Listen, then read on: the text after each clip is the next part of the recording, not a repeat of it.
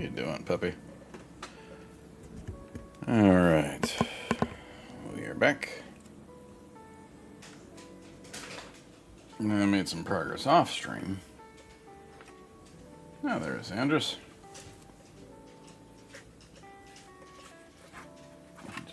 Turn that up. Made some progress off stream. I started. Did a lot of details. I got them down. I got base coats. Did the silver. I'm gonna for the Eldar skulls. Imperial Guard. Just start painting the Tyranid a bit. Just getting the bases and some dry brush. Yep, she's thirsty. So it's progress on that. And just realized I need to turn this off real quick.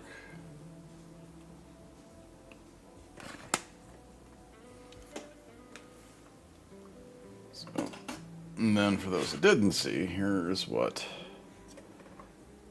that Vallejo stuff looks like when it's dry. It's like the different colors and depth and stuff. So all I have to do is a little bit of touch-ups. There's like a little white line right there. A little bit over there. And then this will be ready to get sealed up with tape and do a resin pour, which will be probably tomorrow. So I'll put this back in the base box. Yes, Lula?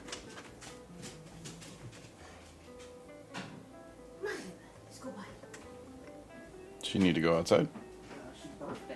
Oh, I did not hear that. Alright. So, start. Just be at work. Well, hopefully it goes by fast. Hello there, Takatox. Welcome to me regretting my past choices of, hey, let's put lots of extra detail on this Chaos Knight. Because now I gotta paint it all. Are you a fan of all things 40Ks? If you is, what's your faction of choice? Anywho, also finished up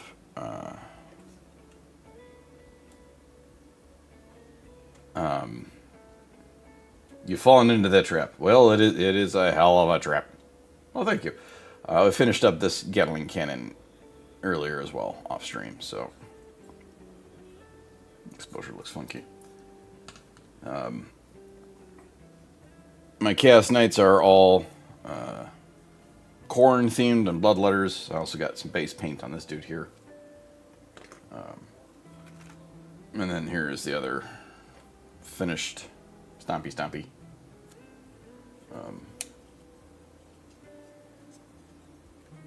To grab him. So what's your addiction of choice there, Tagatex? I'm going to start off this evening by doing decals on these leg plates. What is Lula doing? So let me get knife to cut. So let's go do lots of runes. Just a bunch of these kind of bolded red runes.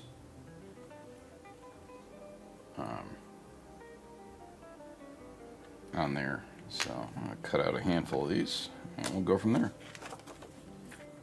I already did the, you can kind of see the shiny. I did the technical hard coat. Fairly new to the hobby, a year and a half. Blueberry Ultramarine, fair enough. Soon to be an Orc. Very nice, very nice. For Age of Sigmar, I have Hellsmiths and Night Haunts. For my loyalists, I run the Green Goth Boys.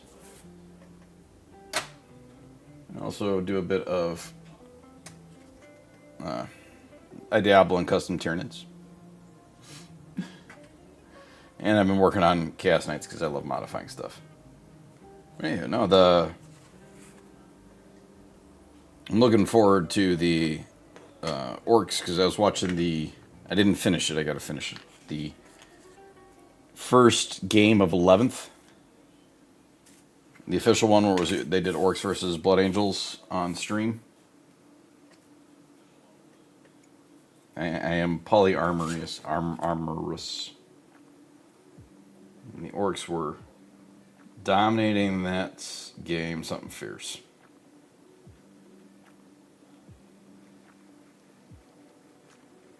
Ain't nothing wrong with the boys in blue.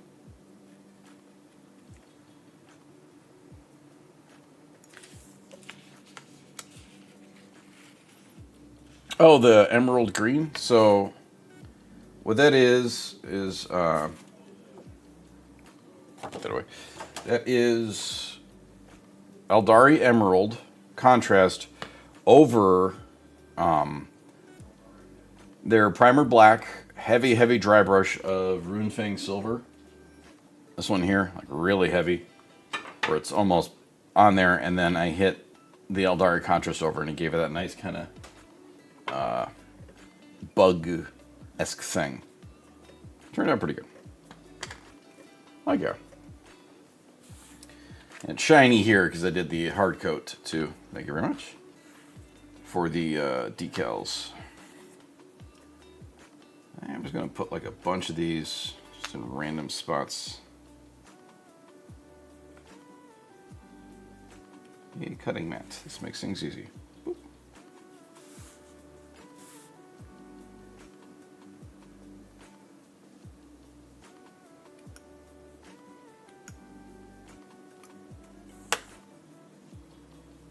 Boop.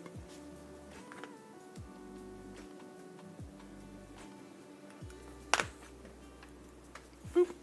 All right, cut that up. Find my cover because I don't want to stab myself with a knife today.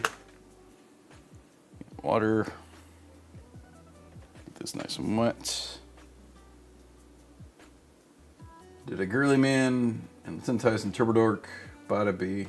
Oh, I have some of the Turbo Dork, the color shifting metallics. That stuff's amazing.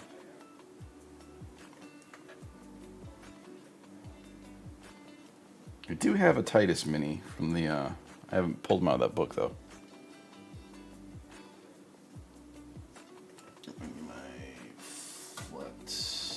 Decal grabbing tweezers. These are handy as heck for grabbing these things.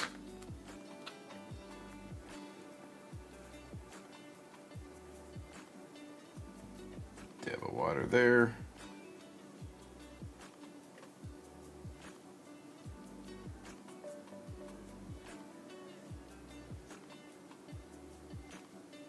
Oh.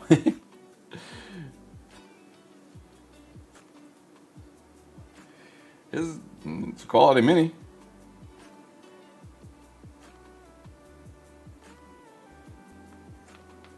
Okay. I'm all for collecting miniatures for armies I'm not going to use. I got a handful of those.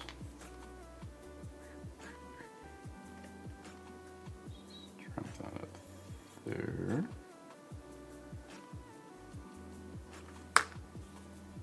Of course, I put it on perfectly straight, which is not what I was going for, but whatever's.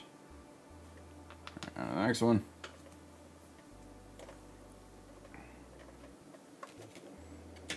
Okay, I've yet to build them, but I've got a Yarick sitting over here in a box.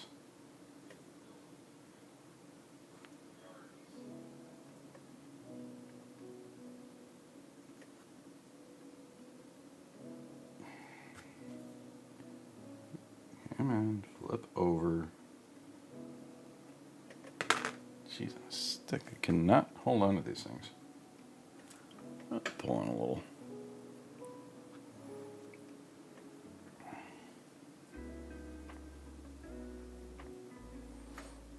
I found the best thing to do with these is make it as wet as you can. Oh, this up here? That's live. It's actually right here. This is up over there. That's one of my brigands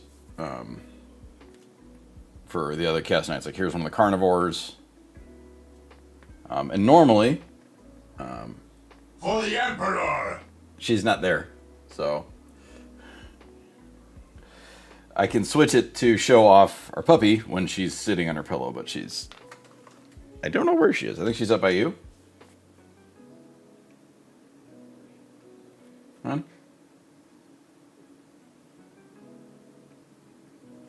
Attack attacks followed your channel. Well, thank you for the follow, sir.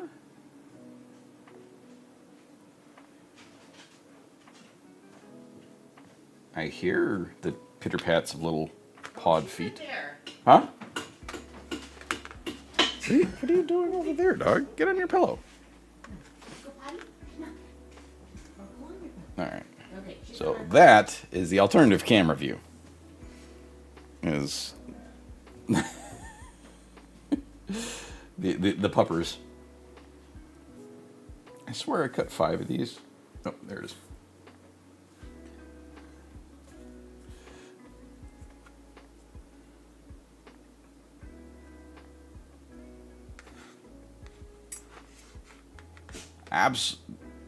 Steal away.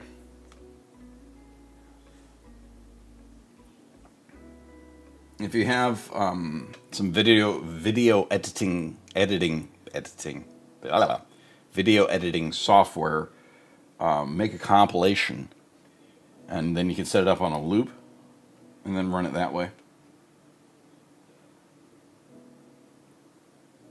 Yup. See, she's our bundle of nerves. If you're... Oh, nice. Button. If you enjoy adventures of a dog, you can check out Orc and Squig, which is art by Minerva Fox's webcomic about an orc and his pet Squig, who's heavily based on that dog there and her inability to be normal.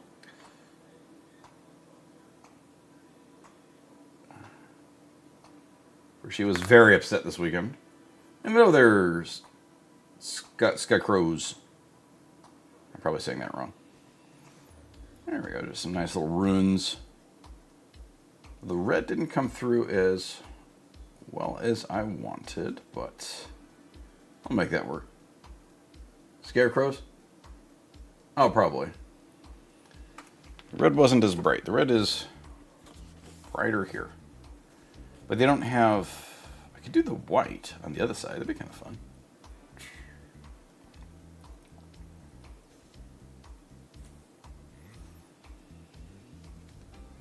You have run a few channels. Oh, Scarecrows. Fair enough. I moderate one channel. That's Art by Minerva Foxes. And then I run my own. And there's Eli. What's up, sir?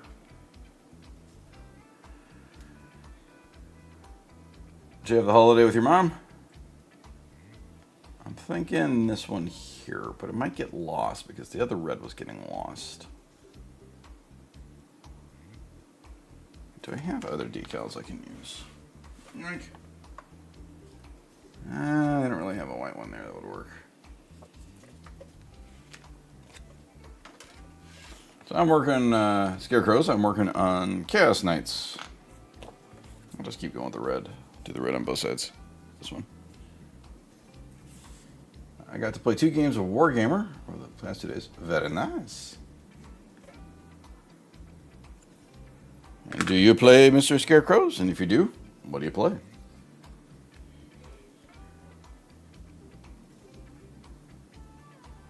And what kind of channels do you run, Tactics? Painting and crafting stuff? Still learning 40K. Well, I've been doing this game for a very long time, and I'm still learning it. Ska Crows. Ah, the crows, like a ska band.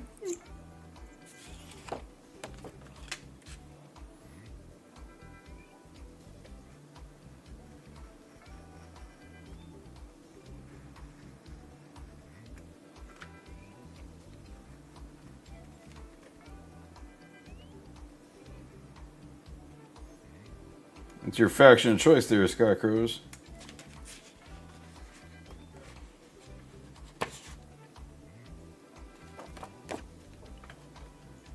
If you got one. If you got a handful like me. Dickman, last one day I knew nothing of 40k. I never had any interest in someone. Uh-oh. I don't have my wolf priest is somewhere behind me.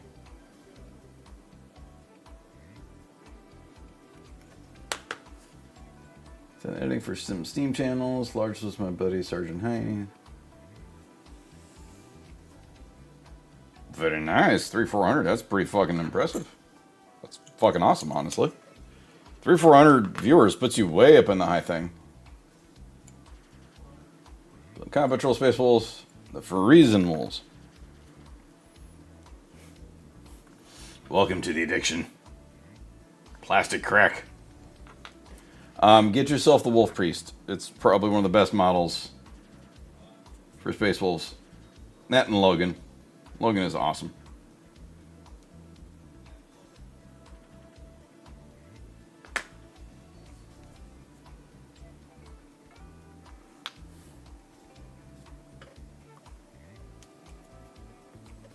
I like the eyeball one.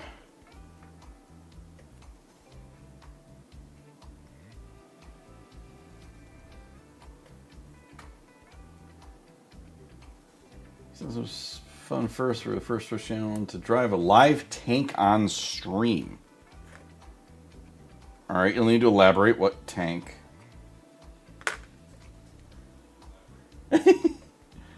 40k spare priest is gonna sell me. All good.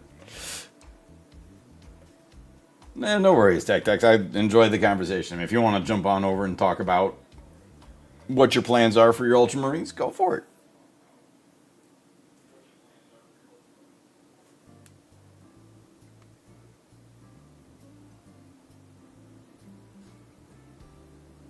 Built and painted. That Wolf Priest is just a great looking model. The pose and everything on it. I absolutely adore it.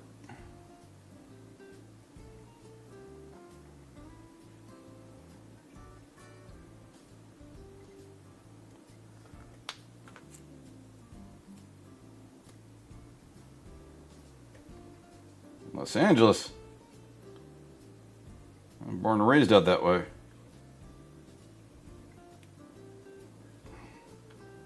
I grew up in the LA area.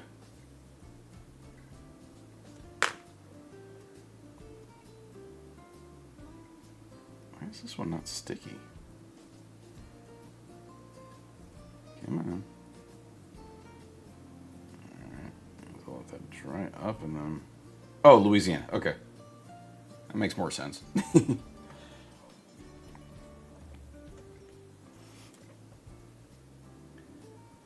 have no problem with the actual wolves, but so far I built 4 from the Combat Patrol box, and issues everyone. It is, depending on the age of the kit, can really affect, like this guy here. This is built off of the Questoris kit. The Knight Questoris one. This one was a pain. There was a lot of issues. Whereas the Abominant this kit went together frighteningly easy. It was even easier for the magnetization stuffs. So the kits can be very hit and miss. My Chaos Dwarves, most of those were great, except for the Hobgrots. I had more errors on the Hobgrot kits than I had on almost anything else. So it can be hit and miss. So anyway, got some decals on here. Now I need to let, part of doing the decals is once they are on, you've got to let them dry completely. And then you can use something like the Lamium Medium, which will turn it back to the matte finish. So basically you've got to let it, got the decals on, Gotta kind of sit off the side and let that chill. 78 Cathay Infantry. Ah. Yeah, I'm... Battle Leader, 1 issue on the Terminator, and 3 with the Wolfen.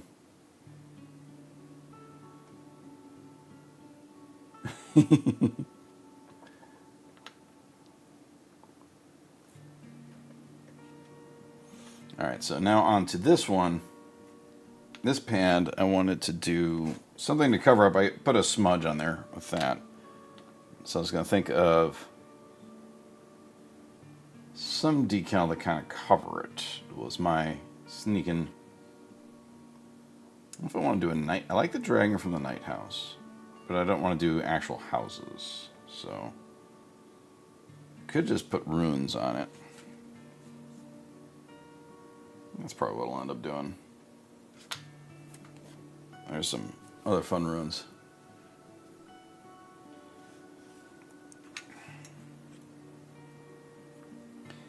Well, considering these are your first, well, your first Warhammer models, expect they're going to be ugly. First models almost always are. I have one of my first is chilling down here. Yoink.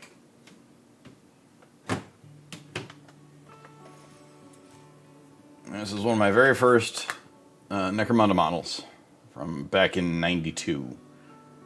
And it's been 3K points and down to about 9. That's fucking phenomenal. But this is an old Necromunda model that I keep original. Exactly. Because I never want to forget the progress I've made. So you got to remember it's Scar. They're going to be ugly, and it is absolutely practicing. I've been doing this hobby for over 30 years, and I'm still not what I would consider great in any way, shape, or form. But I am at a point where I like the stuff I'm doing paint-wise. I think they look good. I don't have Space Wolves, an army.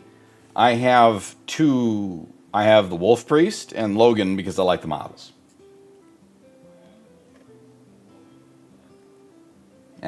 We haven't painted Logan Grimnar, but he's just a badass looking model. So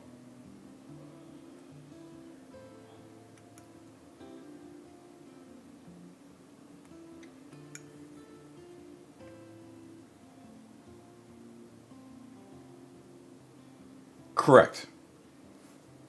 Logan is he's the chapter master with the on the big rock with the two wolves next to him, and then he has the Demon Axe Mordecai, I think.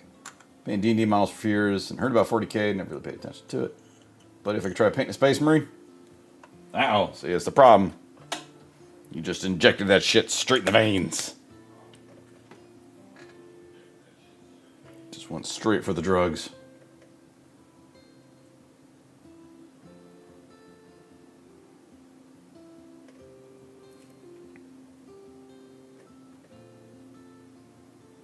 I'd say, yeah, pretty much. I have not, it's, Logan's sitting upstairs with the wife. I have not painted it just because I've got a large pile of shame to work on. All right, Demon Slayer. Welcome, and yes, you'll never get rid of it. And thank you for the compliment, Scar. And here comes Logan. So that's Logan. He's just primered, so it's kind of hard to see. But it is one of the just best looking models they've got out there. Right, here's your Logan back. Thank you. Do I have the Wolf Priest? I've got an in progress Wolf Priest somewhere. I'll check mine. No, he's back here. Okay. I see him. Ow! Fucker. Stabbing me. This is an in-progress Wolf Priest that I'm going to be doing on an ice base. But it just has so much aura. He's just like, I'm badass. Yes, Minerva is the wife. I have an Arctic Rock Fist. Just go stay over there for a moment, Mr. Priesty. Minerva is absolutely my wife, so. She's also the moderator, so you gotta behave.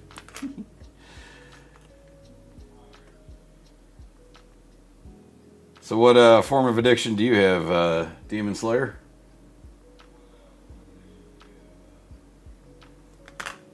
We got Ultramarines, we got Space Wolves, I've got Dark Angels, Grey Knights, Tyranids, other stuffs. I just breathed all over my decals.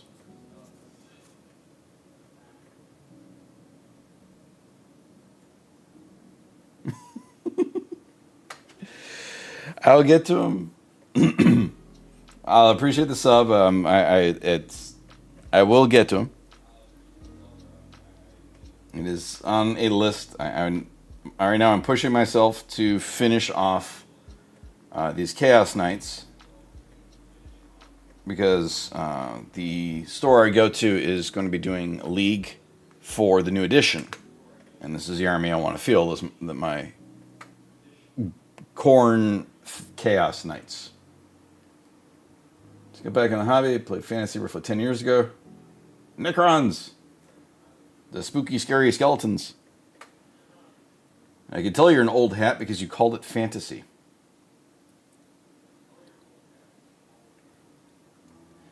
For Age of Sigmar, I run Chaos Dwarves, but I played Chaos Dwarves back in the 90s when it was Warhammer Fantasy.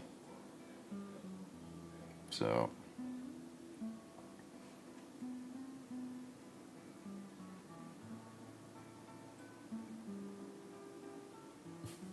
That's fair, Scarecrows. I haven't played Magic in a very long time.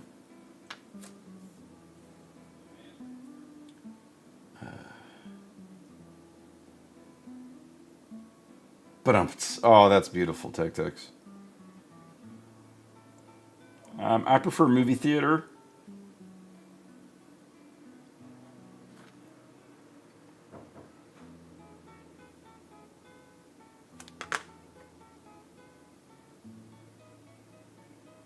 Unfortunately, the decal did not cover my smudge as much as I wanted, so I'm going to have to touch it up a little bit. I can do it with... So, alright. But I do have a large pile of shame, or not pile of shame, pile of opportunity. He's working on it. There's a lot of... After the Chaos Knights, I want to push some more on my Chaos Dwarves. Then I will do probably the Tyranids because they're the closest to being finished. Cobb kind of guy, sweet corn. Malote.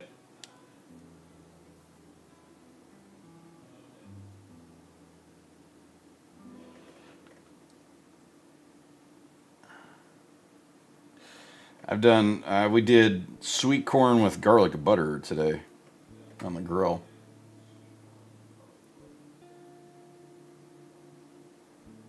Ooh, terrain. I'm hoping that the painted terrain that they keep talking about is not going to be crazy expensive because that would be kind of what I want. Oh. Hey, hun, can you grab me some rum, please? I forgot about that. I'm hoping the painted terrain is not expensive. It's possible. It's possible. GW is not known for its cost effectiveness.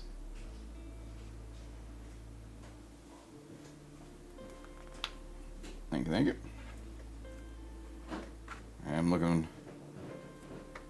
But after the,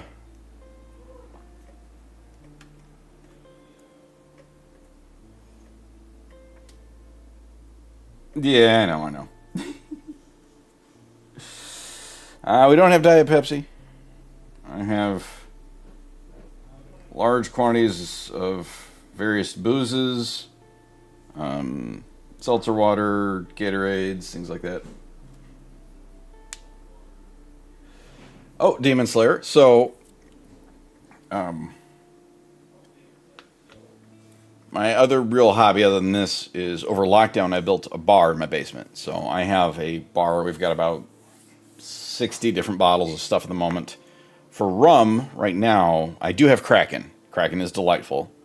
I was recommended a sipping rum. It is a 12-year-old Barbados sipping rum called RL Seals. You just put it over ice and nothing else. It's delightful. I respect that, Scarecrows. I'm what you would call a professional drinker. I won't drive, but that's why I have a bar in the basement.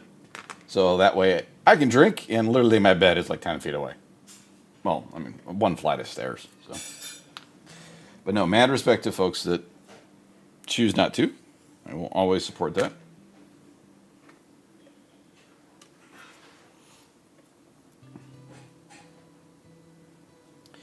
Mead can be good. I have had plenty of it. The problem with mead is that it is super duper sugary, and if you have a lot of it, it will get you sick. Space Vikings, and that is also respectful to Tech-Tex. The huge quantities of empty sugars is pretty pretty potent there. Howdy, Jersey. What time's your plane land? It's not dead, Eli. Well, you know what you gotta do. This Tech, okay. I'll just call Tech. See, if you're going whiskeys, though, I will say, get Uncle Nearest. If you're going that style of whiskey, because Uncle Nearest taught Jack Daniels how to make whiskey. And See You at the Ravine actually turned me on to that.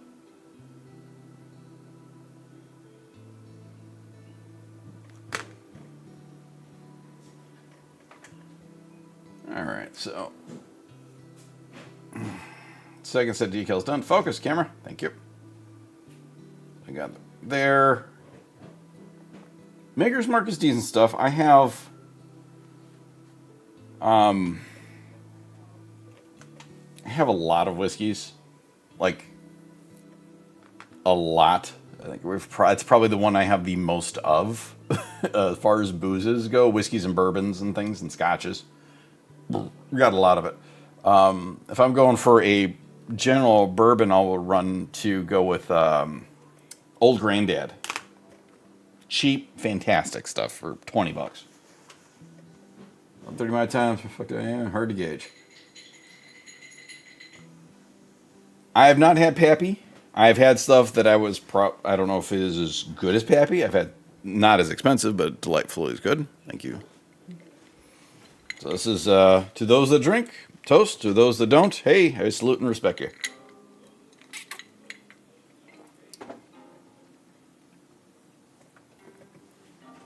Nope, I'm just using straight water.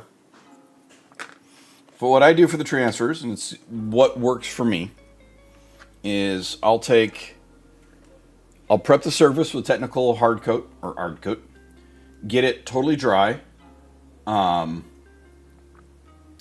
then I get it really wet, and then just slide it on there and let it dry up completely. And once it's completely dried out, then I'll hit with the Lamy Medium on top of it.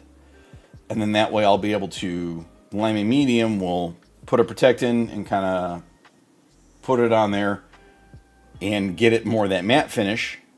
And then I'll be able to dry brush and add details and wash and things over it. It's the way I learned.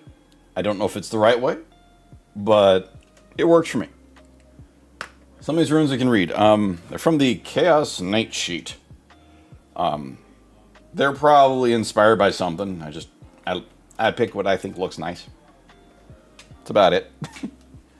There isn't that much more complexity. This is very wet, so I'm going to get a fresh paper towel. Alright, so now on to... We'll save these, because I want to save these runes for other spots. Oh! Speaking of which, I need to do the technical hard coat on this.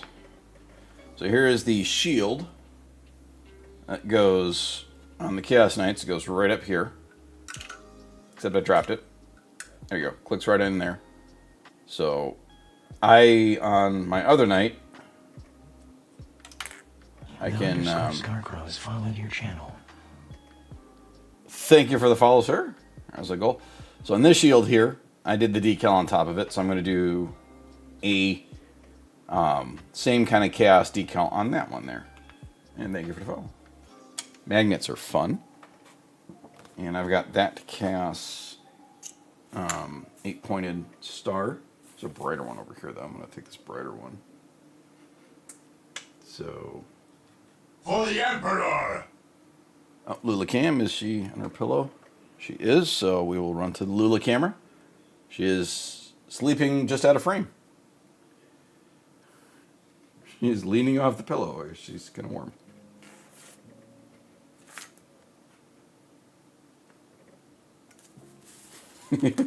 Fair enough.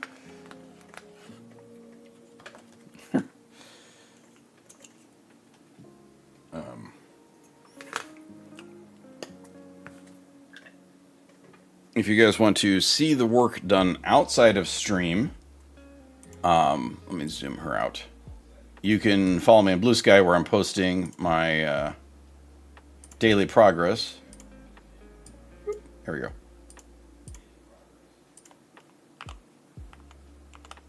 There you go. Stay for the puppers. I zoomed out so you can see her. She's absolutely living her best life. We'll see you in a few, Jersey. Have a good rest of your day, Sandris. I hope it is calm and the people don't give you too much. Anyway, so I've got the technical hard coat here. I'm going to...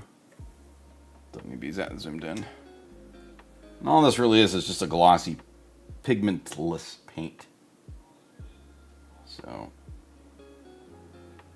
I'm just going to run that all over here for consistency's sake. And then I gotta let it dry. For me, my experience in doing this, you let this dry 100% because I put water on the shield when I'm putting the decal. So if it's wet, if it hasn't dried completely, the water is going to make it runny. So just kind of let that sit off to the side. Always close your stuff or else you're going to make a mess. Let's go back on the shelf. Alrighty. What next? Now I'm going to be jumping all over because there is piles of bits to do. Demon Slayer 102 followed your channel. And thank you for the follow, Demon Slayer. I will take a sip to that. So anyway, so I'm going to be jumping all over. Let me grab the more detailed brush. I have a wet palette chilling off to the side right over here for when I start doing items that were wet palatable. I don't use it on the metallics. What glue do I suggest? I hate to say it, it's what I use. For the plastic stuff, I just use this. I have a extra long needle I use to clean it, which is how I keep it functional. It is... The plastic cement is good. Testers does make a good one. And it has a brush applicator. So you can just kind of brush it on there. I've seen a lot of people use it. I know it's just as good. I happen to have that one. So that's what I use. Tamiya stuff is good too.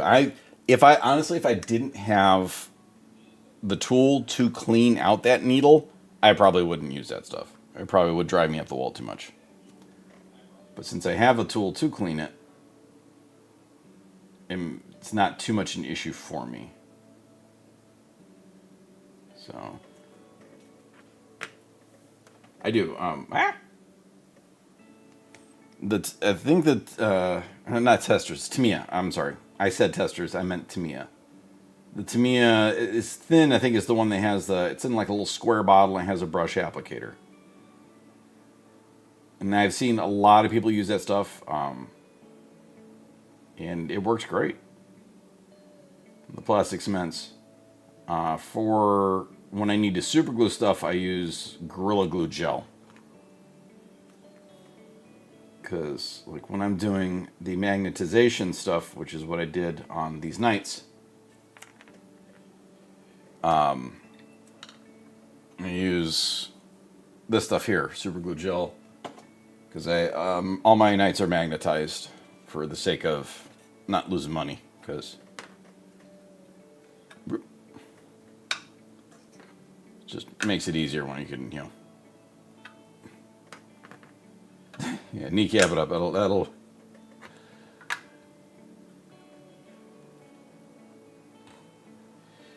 That's it getting clunky. Clogged up. Scarecrows.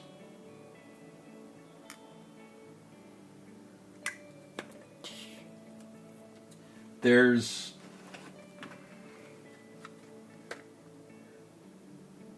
this one. I've used this at the store. It has a brush.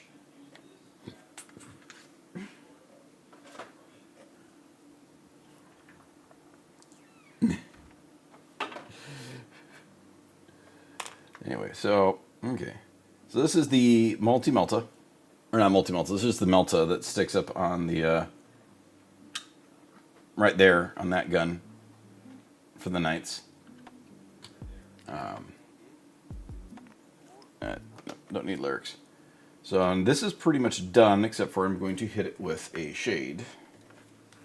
I'm going to do some Nuln Oil.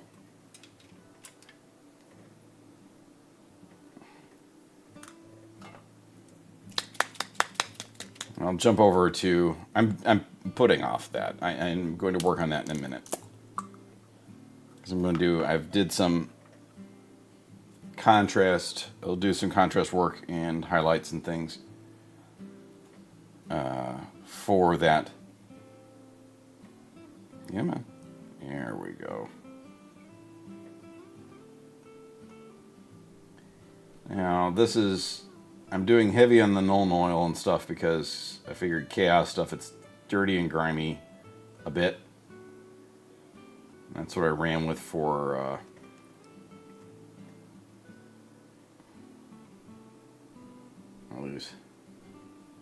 I am putting off the Skull Pauldron because it's a giant pile of skulls. It's like, it was a neat idea. I'm like, oh, this is going to look awesome. And yes, it will. And good gravy, it's going to be a pain in the ass.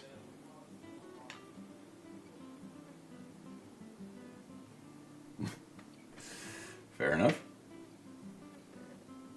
It's always seal up your own Nuln Oil. If you don't, it will get everywhere.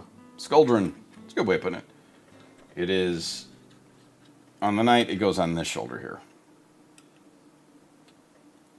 Because my cast nights, or no, sorry, it goes on this shoulder because that one goes there. So these are the shoulder pauldrons. So once they're all done, then I will glue them on and secure them. There it goes. So I've got the shield from a damaged knight. This one has knight masks and things. Oh, I got some green in there I need to take care of. So, alright, we'll work on the Skuldron, as Demon Slayer has coined it. Next, put the knife away. Get out the small brush. It does. Night Quest stores, any of the big nights, about $180.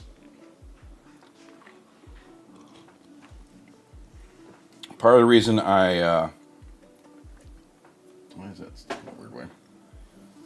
That's part of the reason I went for the magnetization kits for these guys.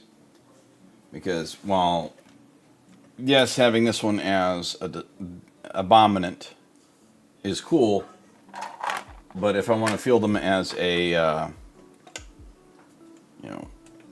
just pop off the arms, go, okay, put on that arm and that arm, now he's a desecrator.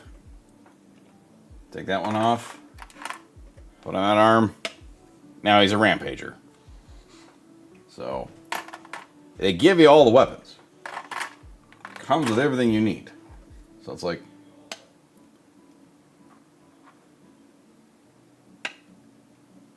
you got $54 for the box was a steal. Because the combat patrols are usually 180. Oh, trade a bunch of, fair enough. I'm like, you got it as a steal then. Because the combat patrols cost as much as these knights, if not more. Alright, so first we need gray.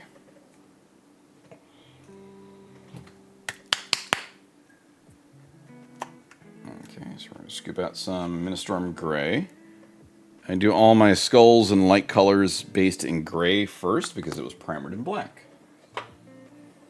So this helps me get the paint to be a bit more even.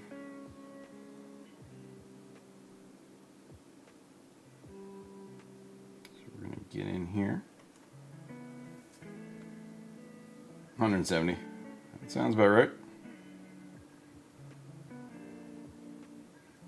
Now all this red is going to be covered in the technical paint Blood for the Blood God, which makes it look wet.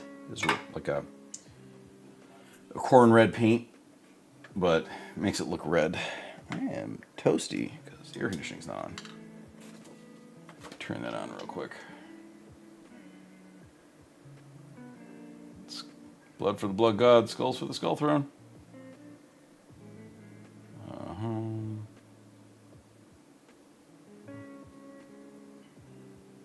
Bam, bam. Put that on. We're here about 4 weeks now, or 6 of us on Thursday.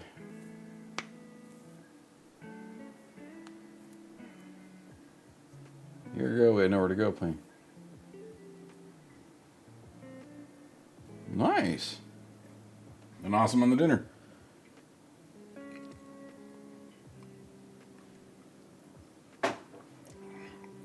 Well, Mr. Scarecrows, you're about to, with the new edition coming up, there's a lot of good changes, a lot of stuff coming on. Looks like it's going to be pretty good. So anyway, okay, so I need some Caliban green, because there's some guardsman helmets on here. So I need to touch those up a bit.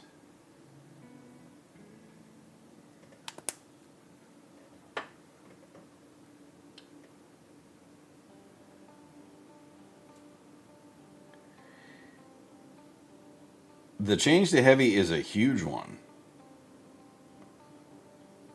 The absolute it's not going to affect my army in the slightest. Well, okay, nothing in Chaos Knights uses that, but that change to heavy is a huge one, and it's going to affect a lot of people's armies. So I think it'll be interesting. I mean, I do like the new Eradicator models. Sounds like a solid plan there, Jersey. Okay, so I need some white scars.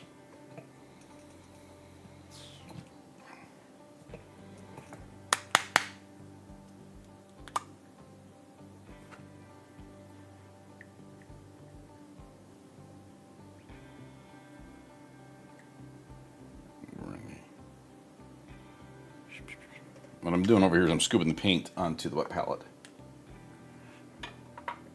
Wrap up. Have a good rest of the night. Pleasure meeting you, Tax. I look forward to seeing you again. I stream most Saturdays and every Sunday and Monday, 7 p.m. to 10 p.m. Central. I'm either painting or building or doing some stuff, but have a good one. Pleasure meeting you, sir.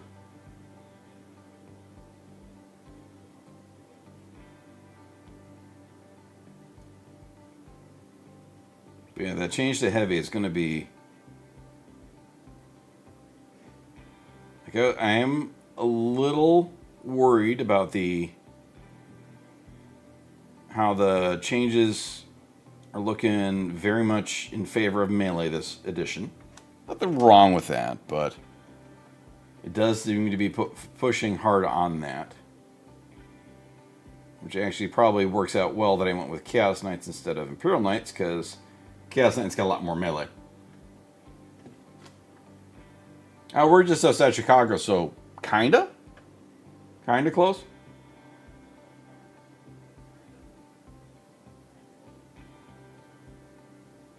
Definitely Midwesterners, though.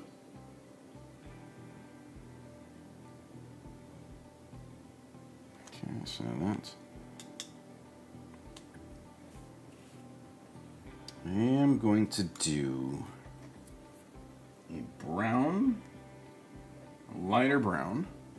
Oh, Joliet. Okay, so yeah. We're on the north end, but yeah.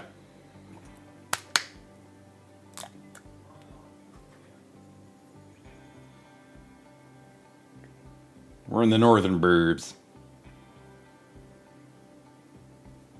Where the houses are old and demand lots of work. So I'm going to be doing a light brown on the Custodes plume here. And then I'll be doing a bit of a dry brush on top of that. Some highlighting, and then hit it with probably snakebite leather. Actually not. I grew up in Los Angeles, so I am not a sports person. I know a lot of people that are, but it just was never my jam. I saw too much of the general, if you're not winning, you don't exist, of the LA mindset, so just not my jam.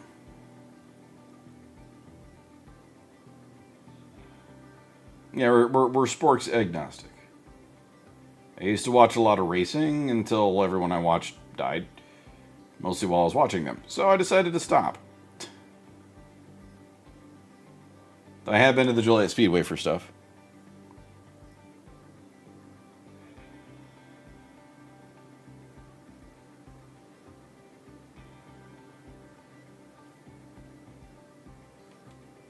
Okay, so right now what I'm doing is just putting some base colors on and dropping this. This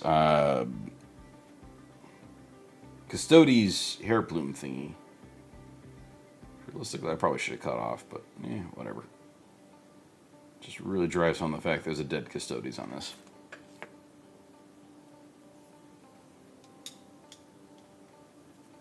Alright, so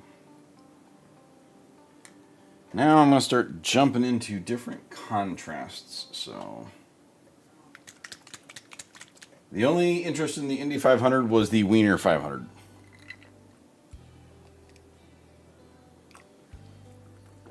Didn't really watch it, but did see that they did a Wiener 500. Oh god, I hate this strong. Oh, this is brand new paint, so I'm going to do this for the wife.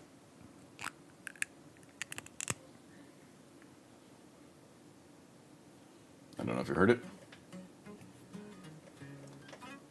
So this is a new contrast called Pterodon Turquoise. I'm going to be putting over these Eldari helmets that I did a base in a silver. Very nice.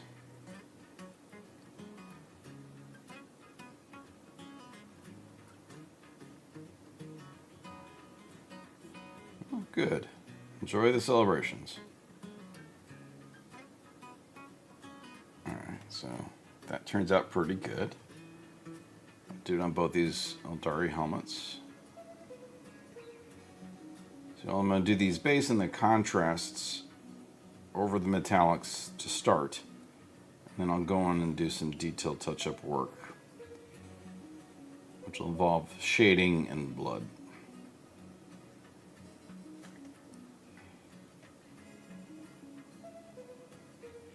I'm gonna jump, since this is the... Alright, so there's those. Always close up your contrasts and your paints, because lest you make a giant mess.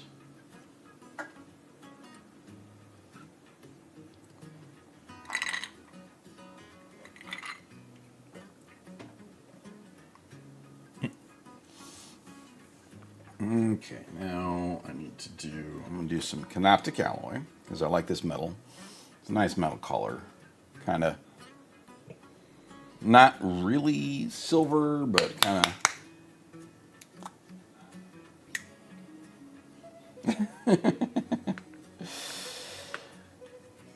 I'm flattered, but no, I will... I have enough backlog of my own crap to paint. And you know what?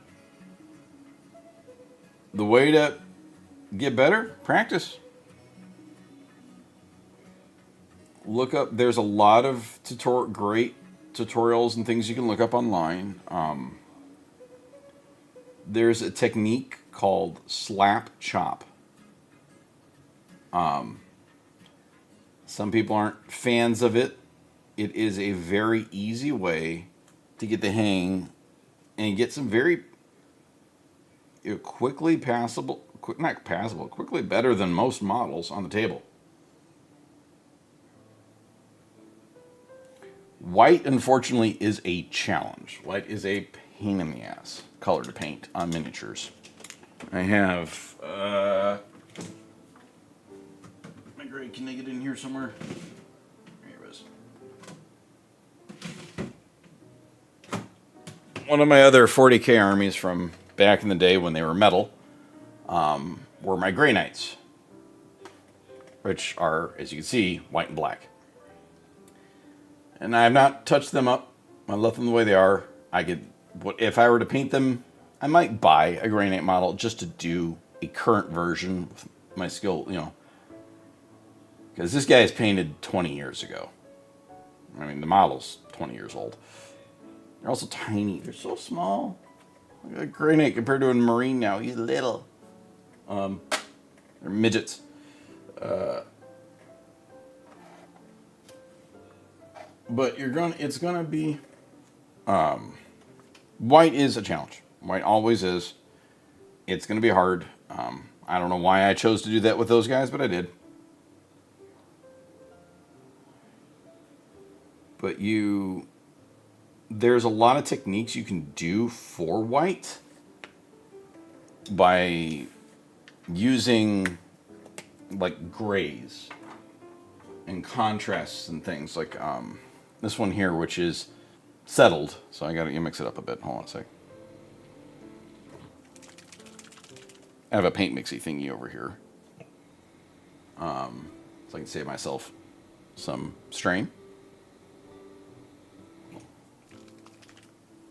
But something like this, this bit down here is where it's more mixed up. But Apothecary White, like you will do, like a great way to do kind of a white is to primer them in a gray. I don't have it. I don't know. I think I do have a gray primer up there, actually. There's a... the thing we're talking about is this thing here. It mixes paints for me because I'm old and things hurt. Back over there. We lovingly call that the boob.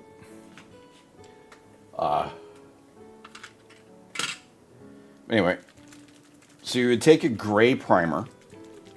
It's going to be similar to the color... like this, similar to the actual unpainted models. I think it's called the Ministerium Gray. This is the gray. You'll primer them in that gray, and then dry brush on, realistically, like maybe a silver. It'd be really good. Dry brush on a silver on top of that gray primer. And then use something like this, or there's some other gray contrasts. This one might be too dark, but like this guy, to get into the nooks and crannies, and it would kind of dig it down. It would bring down, like you would still have the silver and stuff would get colored like this. That's how I did these greens. This is a silver with a green contrast over it. So it gets that shine to it. And then it would bring it down. And then you could just highlight up a little bit. And that would be very, I think it'd be very passable for a white army. Because also, if you're going to be doing white on a snowy base, this stuff here, the Valhalla Blizzard, let me grab this dude up here. So that's this snow effect right here. All that snow, except for the blood, that's this stuff right here. It's kind of fluffy and it dries and it looks snow, but it is very, very white. So if you were to do a white paint, it is going to look gray against if you use something like this on the base. So that's something else to consider. So if you make it gray with white highlights, because that is true, like our dog looks, get to sleep, Jersey. Rest up. We will catch you another night, sir. Our dog, Lula, is white there, but when she's outside in the snow, you can see her looking dirty and brown. So, she's only white by comparison. So, all right.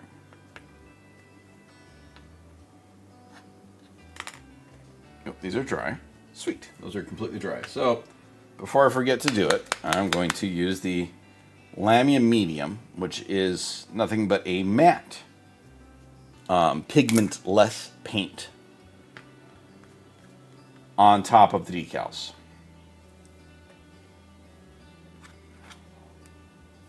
But I'm not going to use that brush. I'm going to use that brush, because that brush is bigger.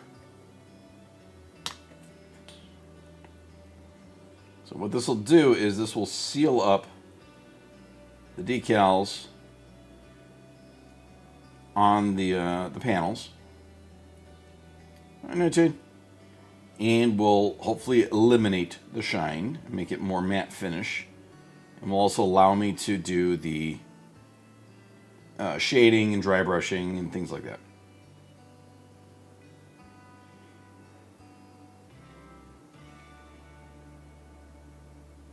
How's it going, Nightshade? Good day off, I hope. So, and that's simple as that. You just put a coat over it, and this seals the decals on and makes it consistent. Now this will dry awesome. This will dry with a matte finish. Also, if you're ever using the Citadel paints,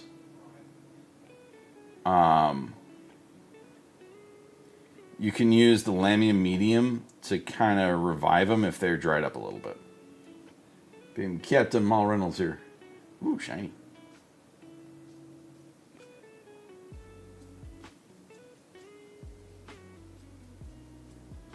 So you just do a quick coat of the Lamia Medium on that, and then we let them dry. And then those are practically done. I'll just have to shade them up and dry brush on top. Running. Okay, back onto my headache at an hour. Why did I do this to myself? Okay, so now for the skulls. All my skulls I'm doing in a consistent apparently I got my hands wet. I do them in this Flesh Tears red contrast on these skulls here. And then they'll be topped off with the Blood for the Blood God technical, which will get it wet and gory looking. So here's the contrast. Flesh Tears red, which is a darker red contrast. I'm going to be doing that on all the skulls. Skull for the Skull Throne, absolutely. So, contrasts, since they're already watered down, I don't use them on the wet palette. But since I've done these in the gray and then did a white dry brush hit over them, they should shine up on their details.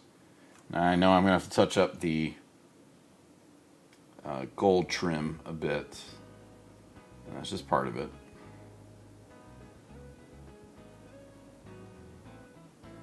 But should come across looking decent.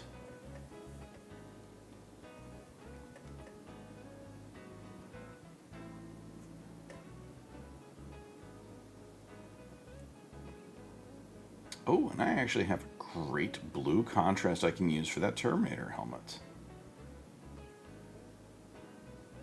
Now the tax is gone. I could say that I'm using, we're going to paint that Terminator helmet as kind of ultramarine-ish.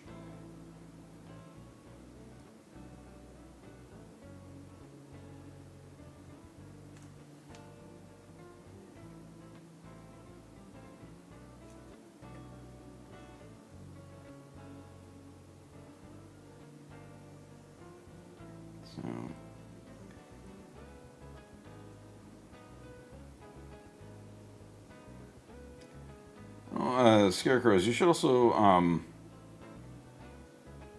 look into, see if there's any, I don't know if there are, any Warhammer stores near you.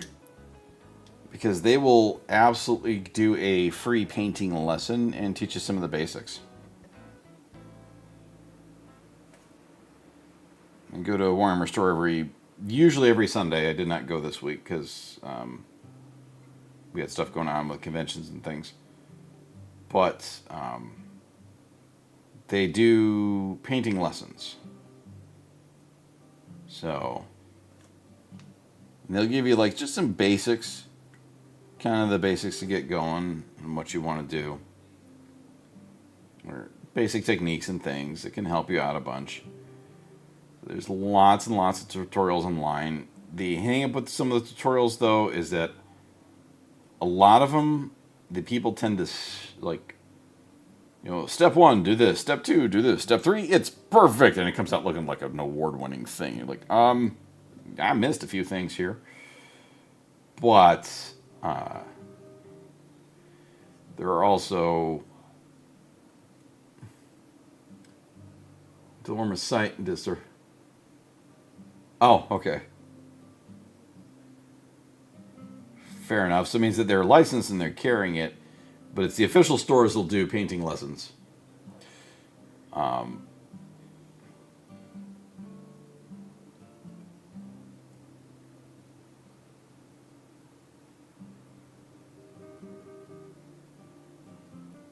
Yes.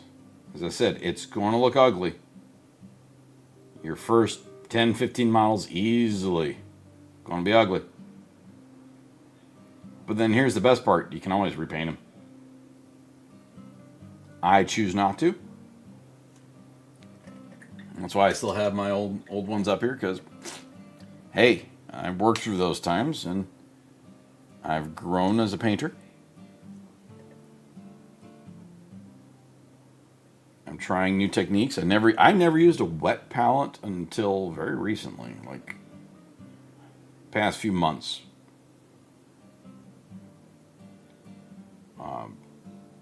It just was never. I just never thought of it. Like I always saw I saw some folks using it, and I was like, it's not my jam. Well, I tried it, and I'm like, okay, shit, this is amazing. So,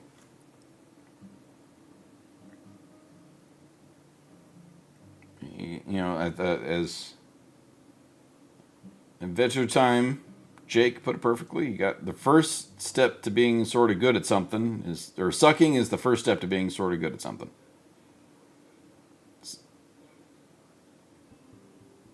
So, and don't let. A lot of people are going to be. They don't use GW paints, don't use these, don't use that, don't use blah, blah, blah, blah, blah. Use whatever works for you. I've heard a lot of time the best paints you can get are the ones that keep you painting.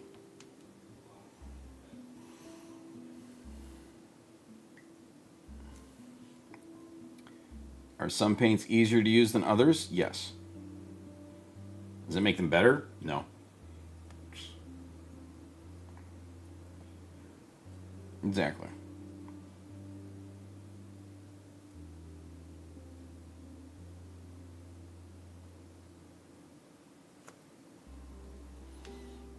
You're going to find people and be like, yeah. I use almost exclusively Games Workshop paints. Why? It's what's available to me in the easiest way. I got all friggin' shelves of them right there. I go to the GW store, I go to the Warhammer store once a week. I pick up what I need. I will say the pots do suck. These pots right here, these things, they do kind of suck. That's just something you get over with. You deal with it. But the paints themselves, they're fine. They got lots of colors. They got fun. Some of the stuff's pretty good. I do have some non-GW stuff. I have used some Turbo Dork stuff. Their paints are pretty cool. They do lots of special effects, but they also require a lot of extra setup. Another paint I recently picked up, mainly because I've been looking at some special effects paints, and Squidmar Miniatures worked with Vallejo to do a special effects paint set. And I was hemming and hawing about it for a while. And then when we went to Adepticon this year, which is the big convention up in Milwaukee, and we got to meet Lucas from Squidmar. He was chilling at the Golden Demon, waiting for his miniature to get judged. Super cool dude. Really nice. Talked to us for a bit. And I was like, okay, you know what? I'm going to buy their special effects paint set because he's cool and I want to support him. Oh, yeah. I got unpainted minis. I got unpainted minis here. I got unpainted minis there. I got unpainted minis there. I got a lot of unpainted minis there. I'm not even going to look at the unassembled minis. Those are down in an area I don't look at regularly. I got all kinds of stuff. Yeah, it's part of it. I've got a whole box of 2 cases back behind me of mostly painted stuff. I've been working on my Age of Sigmar Chaos Dwarves for a while. I got a little burnout by having to do 40 of a specific model. So I've heard the term used, pile of opportunity, and I'm trying to stick to that instead of pile of shame. But yeah. It's all part of the process. That being said, if you get that, so when you get that Combat Patrol painted, your Space Wolf Combat Patrol, and you play a game of Combat Patrol with them, and they're fully painted, and they hit the table, it's an awesome feeling.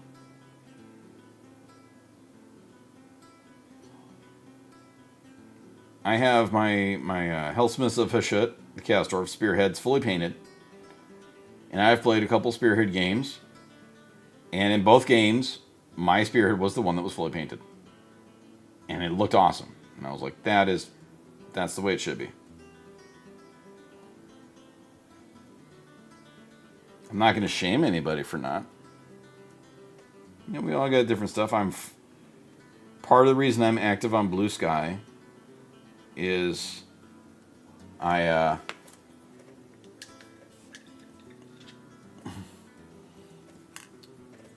It ain't gonna be 5 years. That's where you got to look up some techniques, like slap chopping things you can use to get them painted. Like, even if it's a basic paint job, it doesn't have to be like Golden Demon caliber or anything award winning. Just a very basic paint job. Absolutely. So, this guy here, let me brighten that up so you can see him a little bit better. Wrong way. Ah, too much. All right, adjust it down. This guy here, I don't think took more than 15 minutes. And this is more than table ready. Oh, wrong way.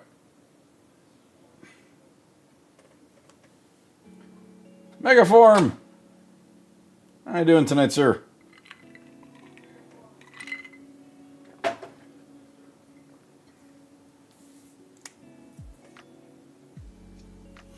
Alright, so Scarecrows.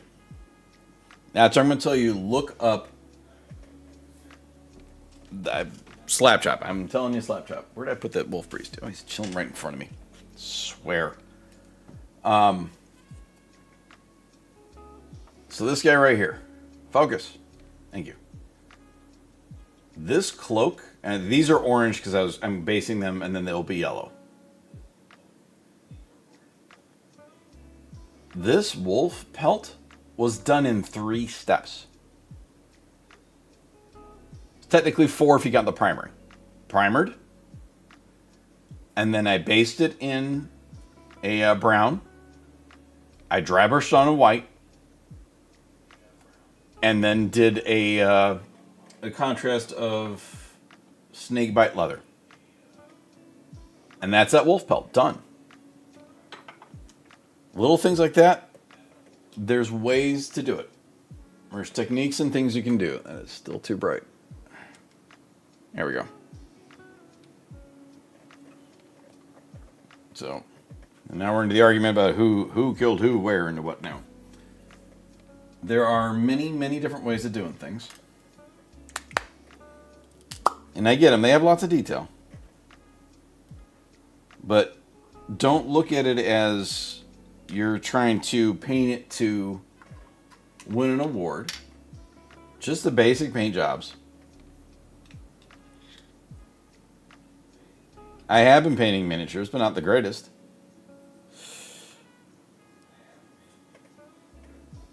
This guy here was painted when I was probably in my first year of painting. And you know what? This is more than tabletop ready.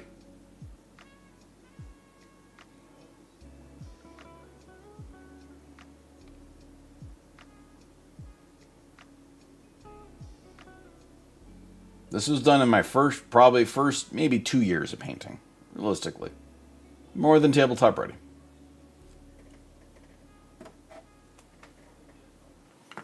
And yeah, the past 18 months, I've focused heavily on just doing this.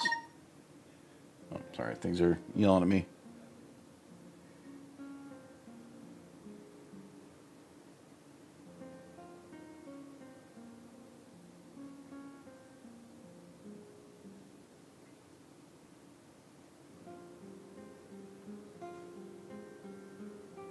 So,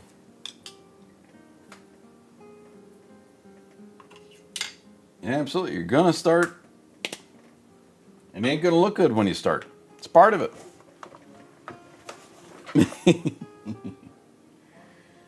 Now, for the Tyranid thing, I'm going to find my Vulpus Pink, which is... Where's my Vulpus Pink? Oh, it's over here. Why is it over there?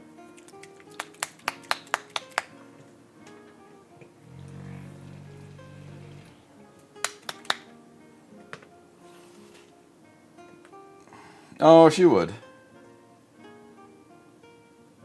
She absolutely would. I'm actually going to hit that with a...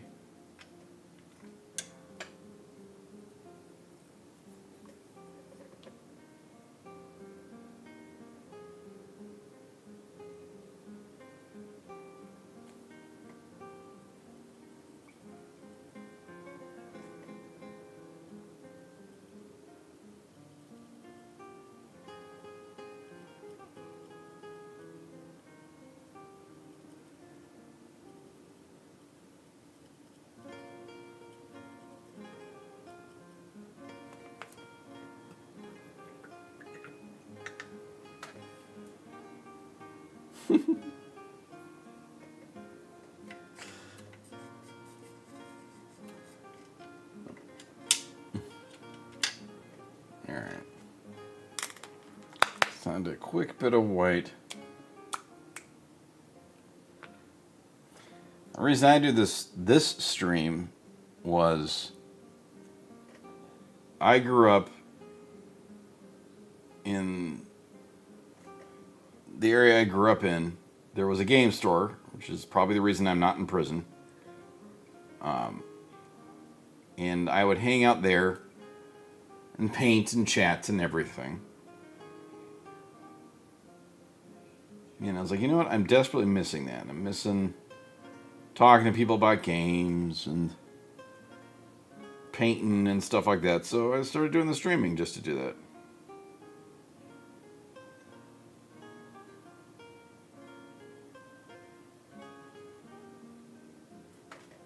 Okay.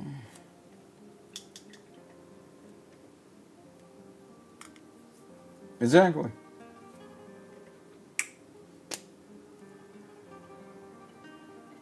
Traveler's 50th anniversary. Good lordy. That's a game that's been a bit. Now, I have this white over here. I have Sermon Blue contrast.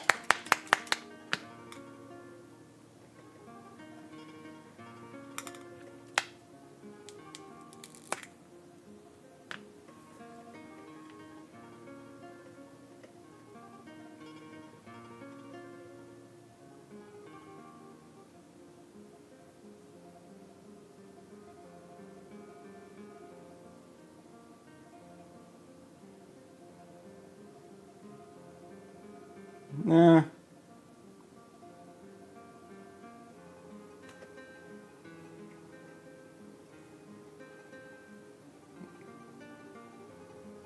That's not the case.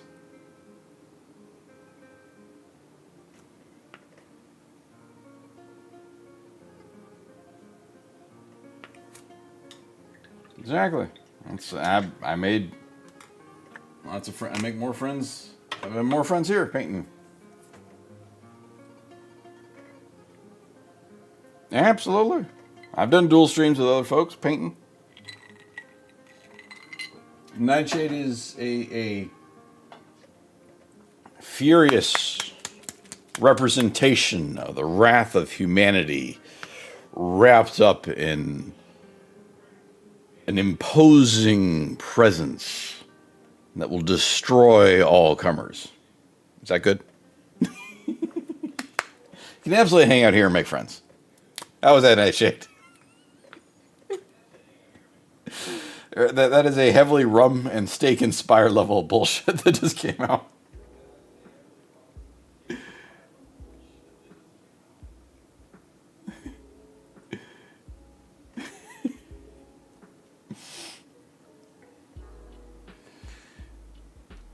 Yeah, something's a good way of putting it.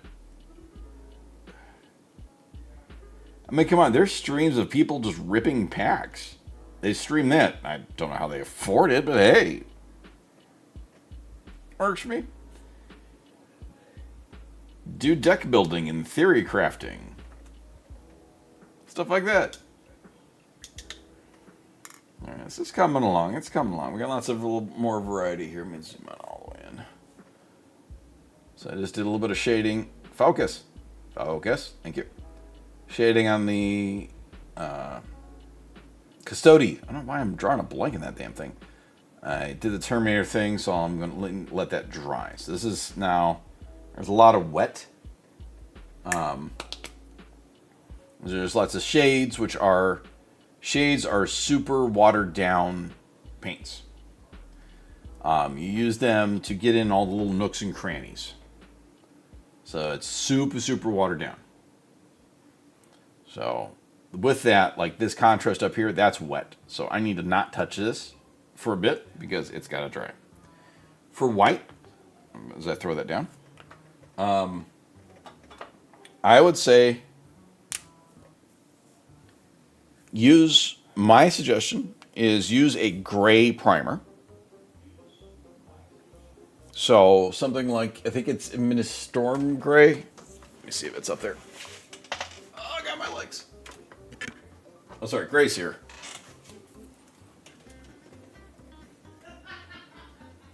I'm old, damn it. Gray's here. Gray primer. Fuck. Oh, God.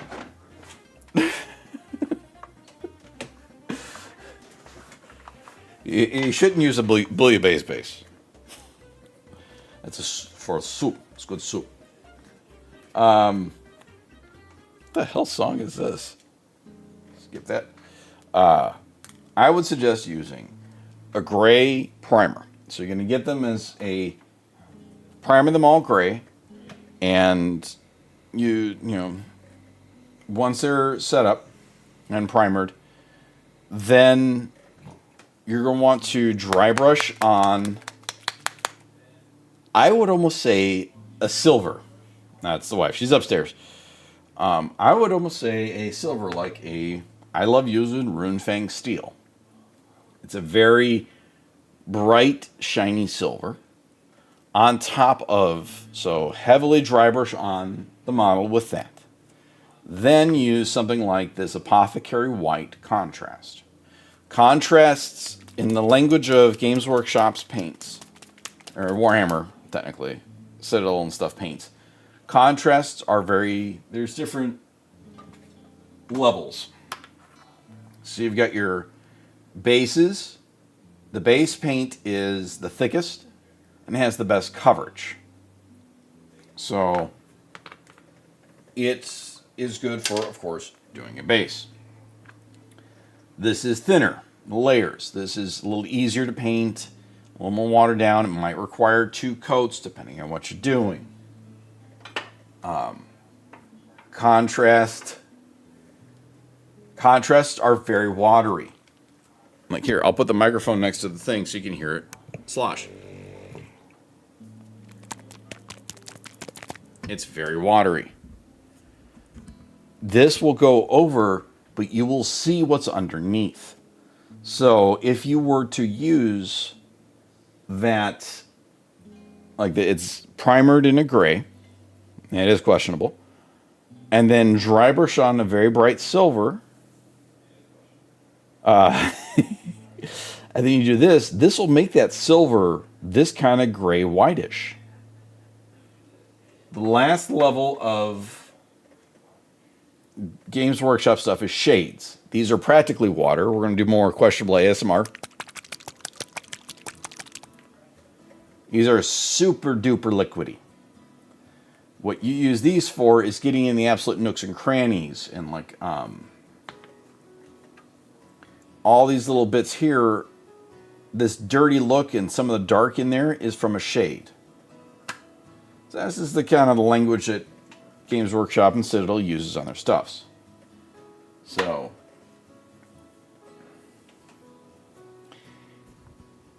you can absolutely clip that. So my suggestion is to start off with a white or a gray primer, and then use a white dry brush, or a silver dry brush, I think would be better. And then use an Administorium gray contrast on top of it, or something like that, along those colors. What that'll do is that'll give you some very bright, white-ish areas in the spots that are over the high points of the dry brush. You know what? I absolutely can. Give me a second.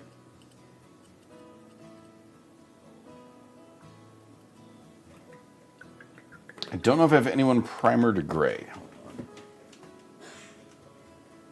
If anybody primered gray. I've got primered black. I've got primered white.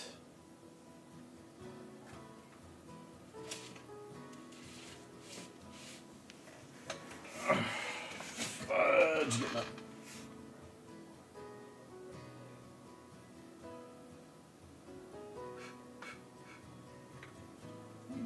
Bug.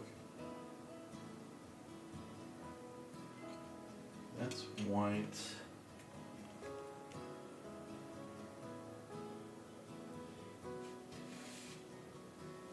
Hold on. Bear with me.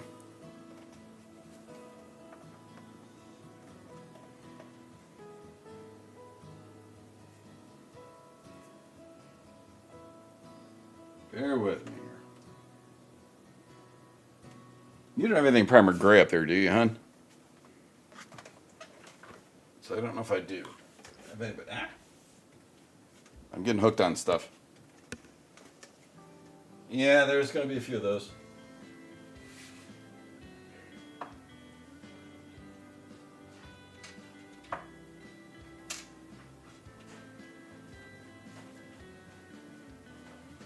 Here's my tray. Huh? Is it primered gray? They have ink on them. No, nothing on there is primered gray. Um, That's alright. okay. I'll find something. I mean, I got tons of stuff primered. I just don't have anything primered gray. You know what? Here, we'll run with this guy. I know, he's not him.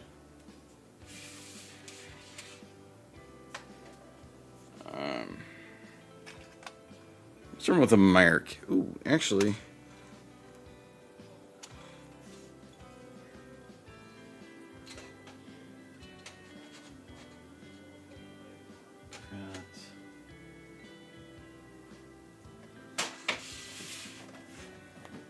You guys are primered black, right?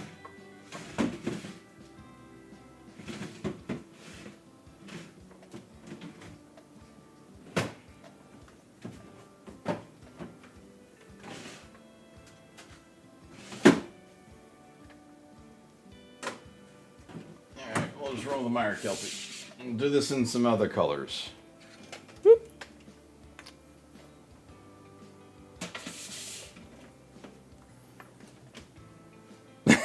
Brownies. Nice. Okay. So, where's my handle? I don't have anything primer gray at the moment, but I can do an example in a green. This is a Meyer Kelpie from the Warhammer Quest set. So, now basically you're gonna have to use a little bit of imagination. Whereas this is green, so I'm gonna run with greens on this. But just picture it in, your whites and stuff. So he's primered in a green. You'd be primering him in a gray. This is kind of a neutral green. It's called, I think, Plaguebearer Flesh. So what I'm gonna do then is I can actually do the dry brush in still the silver. I feel like I'm missing a color, but I'm not. Well, that's why it's out of order.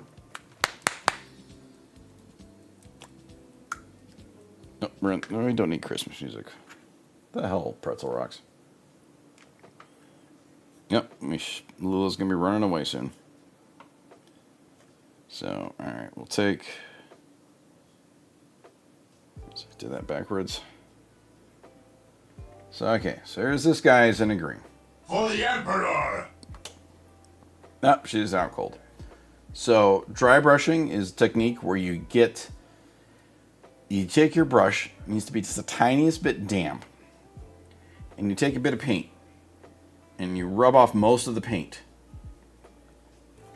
So, and then you just very light, once you've got most of this paint rubbed off of the brush, you just very lightly kind of go over the model, putting very little pressure on. You're going to want to go in the direction so you catch most of the edges.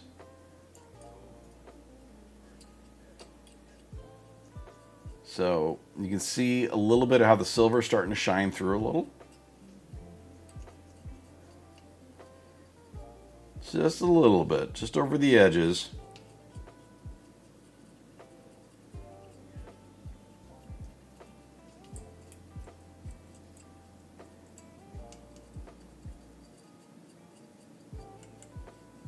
You don't want to go crazy. You don't want to put a lot of pressure. You just want to very lightly drag the brush, let it get caught by the texture of the model. So, okay. So now we can see, let me zoom on in. You can see the little silver highlights starting to show up on little Meyer Kelpie. So, put that down. Always clean your brushes.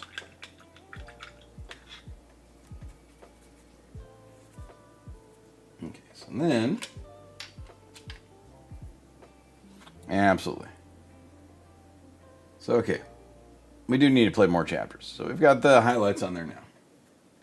Now for this guy, I've got a, that's empty. Didn't realize that was that empty. But I have another Plague Bear flush right here. So I've got this contrast. So we're going to use this green contrast instead of... See, now I'm questioning. I'm like, do I want to use this green? Or do I want to use a different green? Do I want to use Carandra's green? Warhammer Quest Darkwater. I'm actually just going to go with a more simple one. This is more of a texture paint. Warhammer Quest is an all-in. It's a self-contained game where you play. You have heroes, and it can be up to 1 to 4 players. You can play by yourself, and you're on a map. The whole thing's contained in it, and it's they go out and they level up. It's kind of like D&D, but with minis, less rules, sort of. So anyway, I'm gonna go with this bright, very bright green contrast to go over this highlighted guy. So, in fact, actually, no, I'm looking at this. I want to do more highlight. I want to do more dry brushing.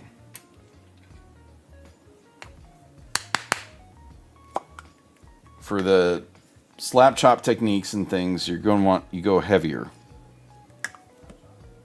So you've got, she does have puppo legs.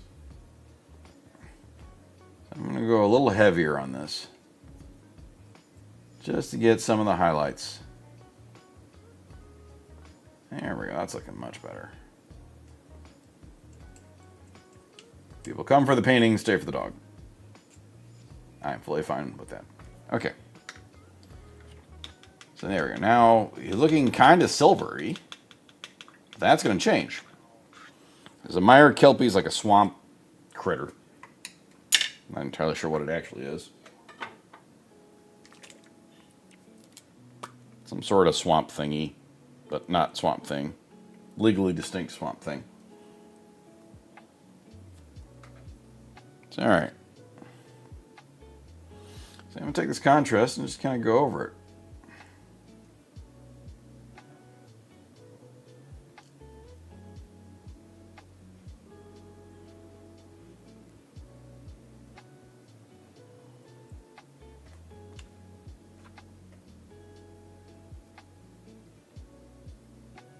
We just run through with the contrast. It's got the silver highlights.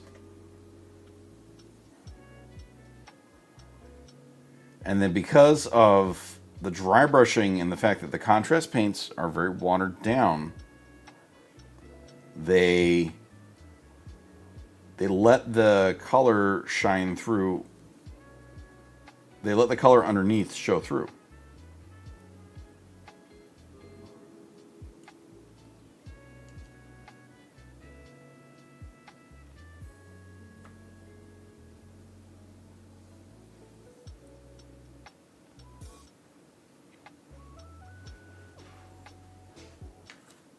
Once it focuses, now it's very wet at the moment, but you can see the, there you go, we can see the highlight. Maybe just exposure. That's simple.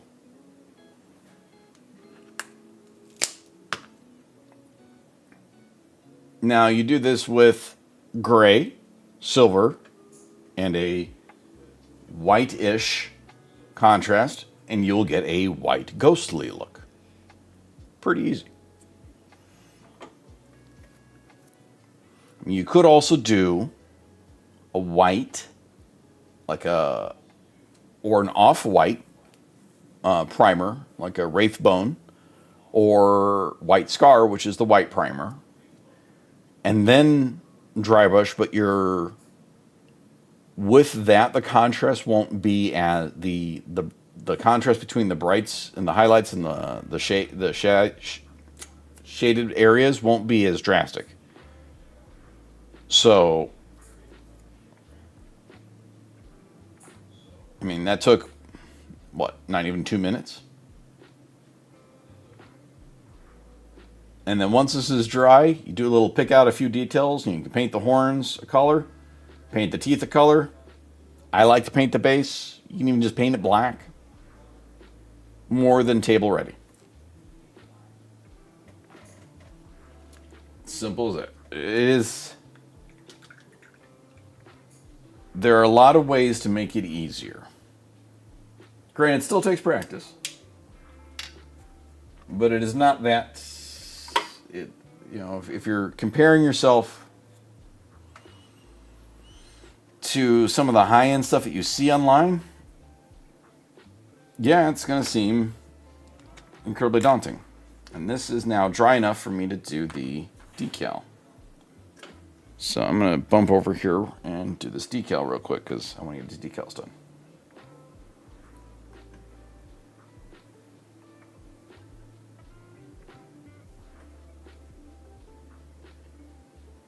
But it's called Slap, S-L-A-P-C-H-O-P.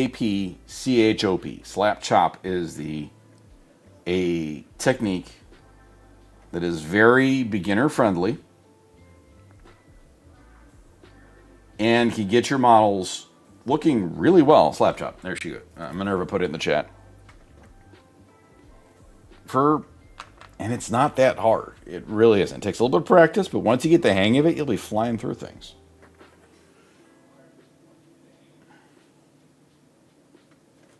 Yes, with slightly less pedophilia.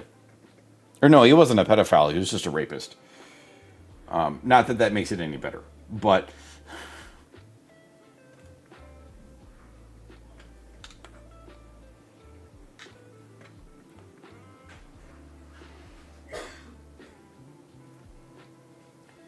I never have one.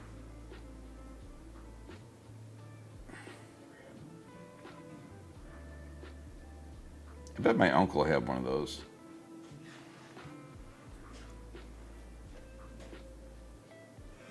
It looked like some sort of torture device. Like you could slap chop the shit out of someone's balls. That'd be unpleasant.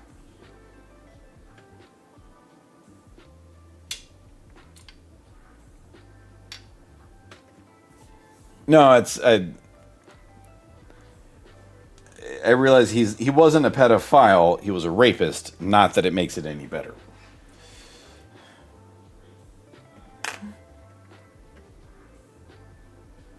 I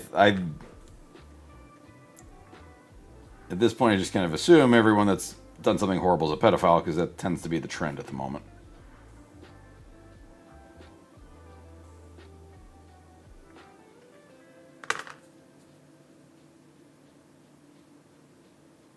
All right.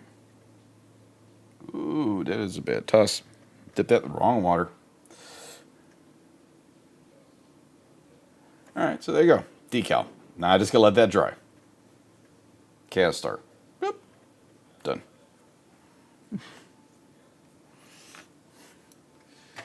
I just assume they're pedophiles. All right, so that's still drying. This shoulder pad's still drying. So back on, now onto this shoulder pad. Now I thought about doing a decal here, but what am I going to put there? I could put some runes. Could put like a string of runes going down. I have all these runes here that I didn't use. Do I want to do something else?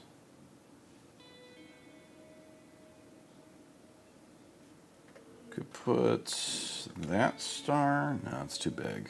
Maybe that one. That one would work.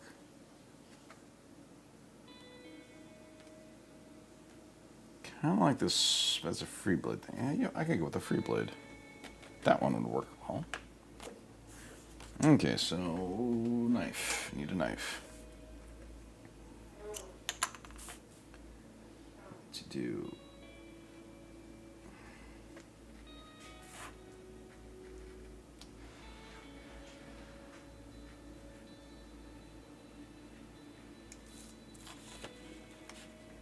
Okay. Nope, that doesn't go there.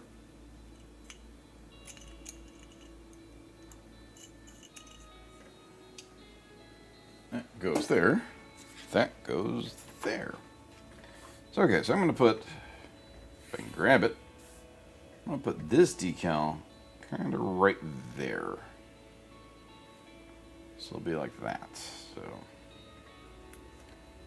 then I need to do my technical hard coat first.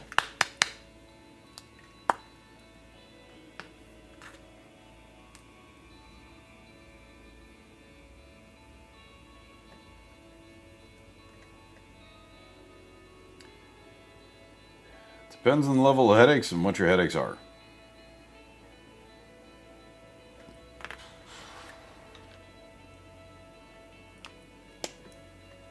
Okay, so let that dry. You dry. Yeah, you're mostly dry. Okay, I could work with you now. I missed it, but then I'm also tired. Alright, so I need to... I was running with this brown. Still looks like candy. What looks like candy?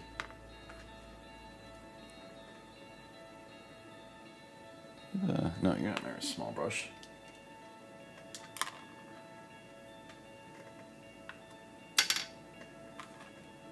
Oh, God. Too much insurance.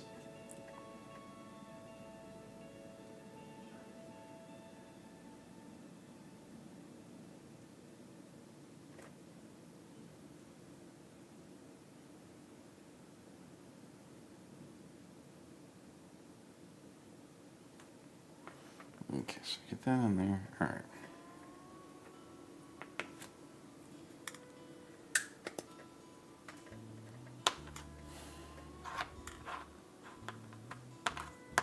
All right, Scarecrow.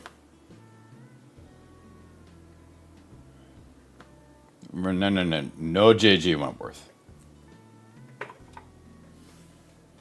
No JG Wentworth. Wife and I, we worked briefly together, but I worked at a legal funding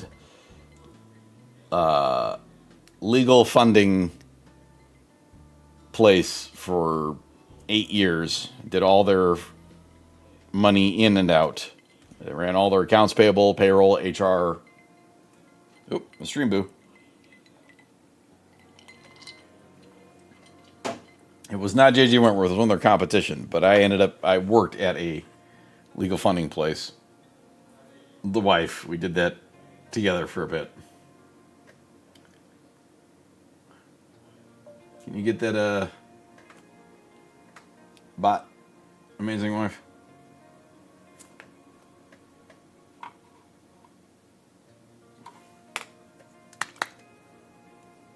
Oh, it didn't show up in the chat. I see it because it's being held. I am getting some. I do get some bots here. Not many, but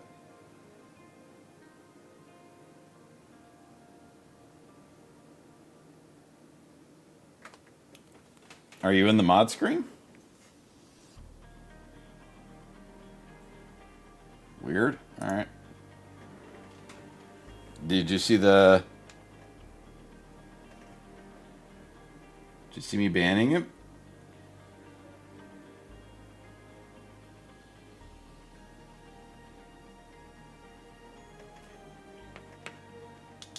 Heretic Shoemakers for Indians. It's a weird ass name. Oh, I have Caliban Green here.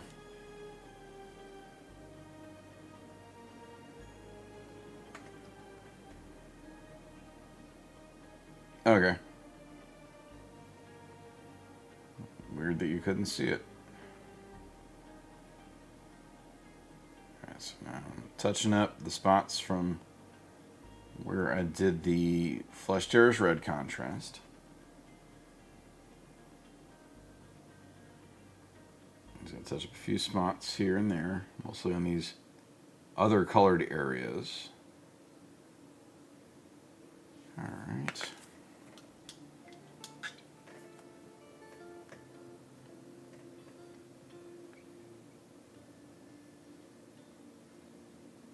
I want to get the fine brush out.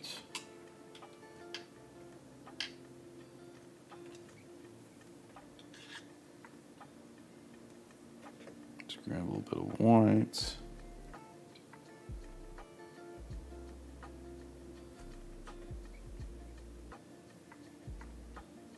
I'm just going to do some of the eyes in here. Just realized I need to touch.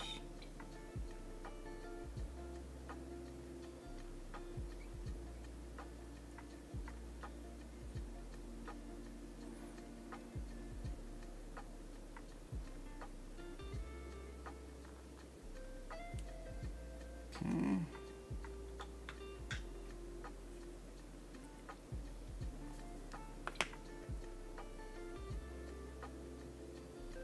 Just do a little bit of eye detail work.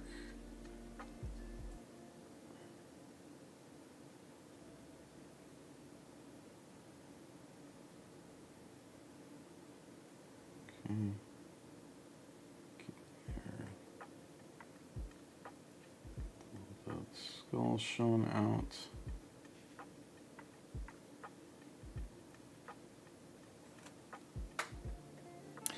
There's a load in the dryer. Just to make that scream worse.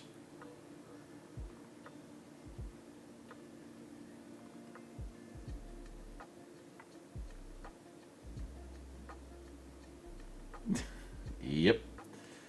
Hello, Zorphus. How you doing? All good, hunt. I'll be good here. We're having a busy night talking the Hammers of War.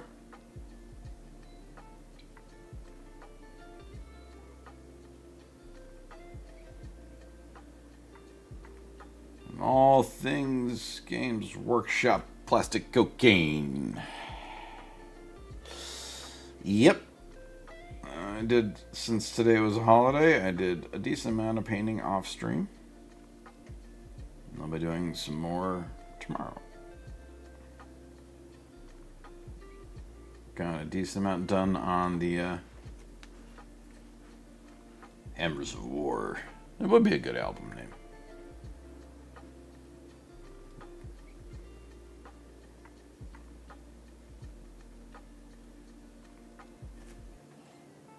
Be an album by like a band called Fluffy Kittens or something.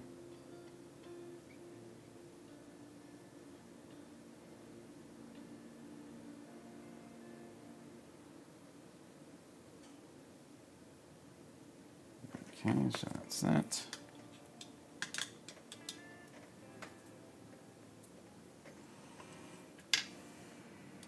Next up is Hammers of War by the Snuggly Bunnies.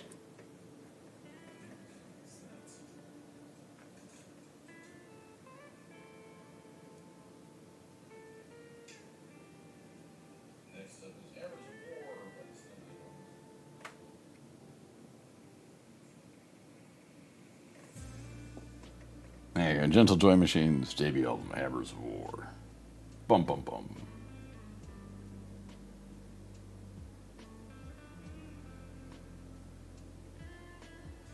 So now I'm just doing touch up and clean up on this.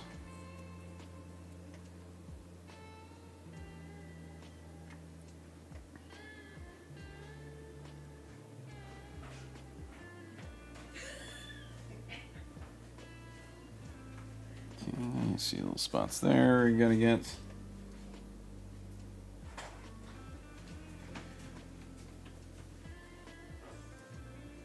Alright.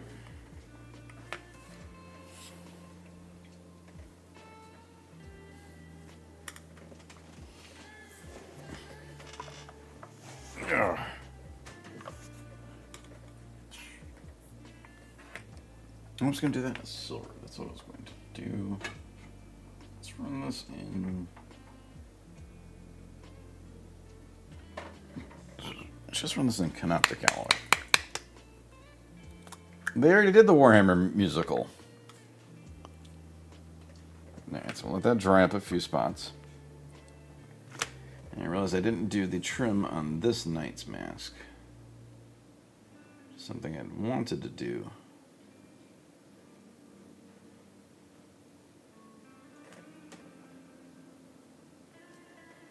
They did the musical number of Suffer Not the Alien to Live.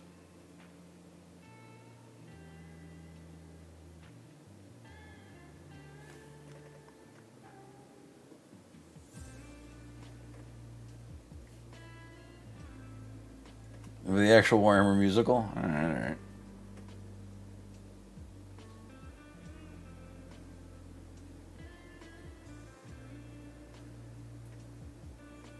I'd crack up if they actually made that.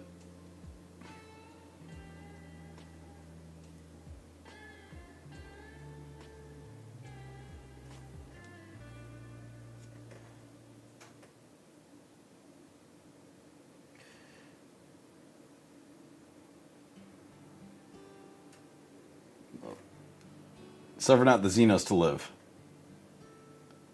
Did you see the Warhammer musical thing, Demon Slayer?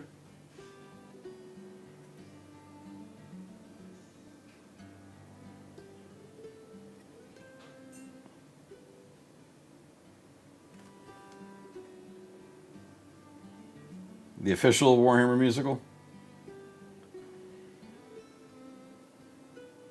It was their April Fool's thing for this year, but apparently they actually made 3 full songs and some very impressive costumes. And it's like, this did not have to go this hard. Like, really, it's an April Fool's joke. But holy shit. Like, yeah. If that was a real thing, yeah, be buying tickets. It's the Trazen, yeah, that Suffer Not the Xenos to Live.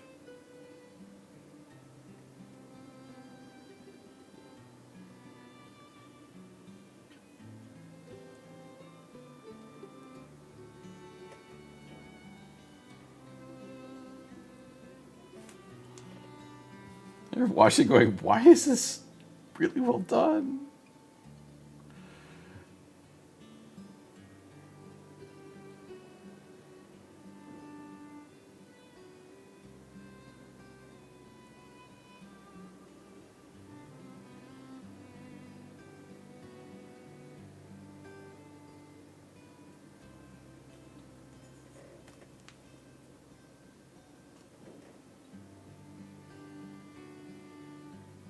Because remember, that's one thing that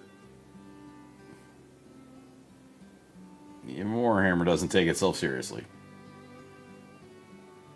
I mean, come on, they just released Caiaphas Cain. It's Mad Dog. Me is the squig. Squig is me. You is food. I eat you now. Num num. Yummy squig food. Now I waddle away, waddle waddle. Oh no, I waddled to hard, I died now. Howdy, howdy, Mad Dog. Thank you for making Mr. Squigman talk. I'm doing this fine day, night, evening, something. Whatever it is for you, time-wise. I honestly don't know anymore. I don't know what time is.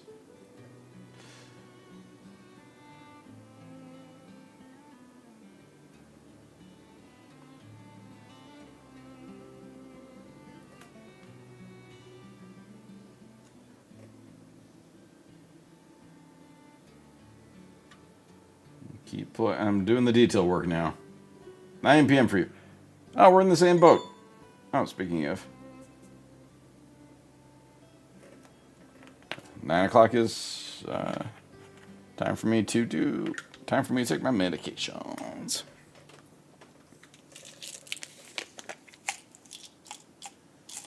I prefer time as a donut because I like donuts.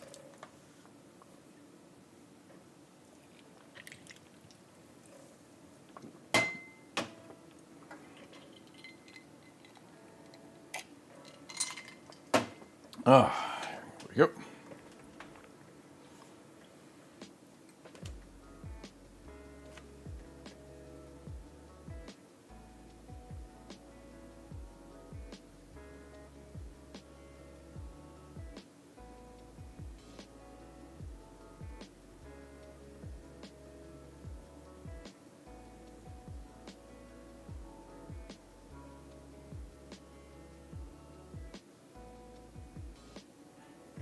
Okay, so that's that. Okay, it's mostly dry. So I'll be able to do that decal.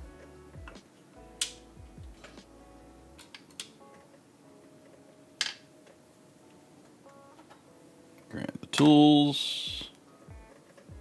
Alright, get some fresh water.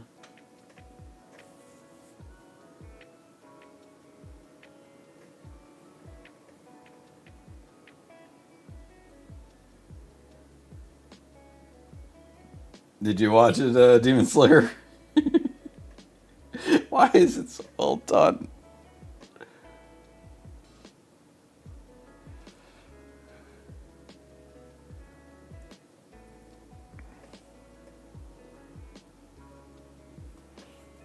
Yeah, there's. I said it. I was just like, okay. Just watching, going, okay, really? This is really well done. What the hell? What? What's going on?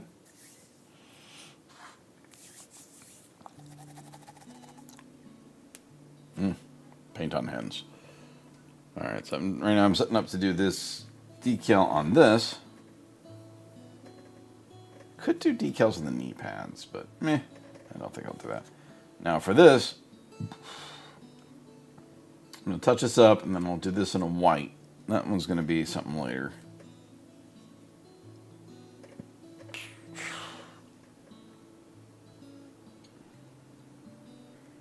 So I'm debating if I want to do script or, because there are, I think there's,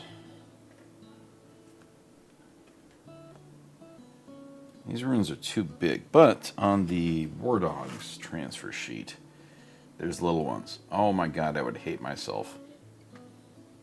I'm gonna do them. There's these little runes that would absolutely fit on that. So I'm gonna put more runes on that.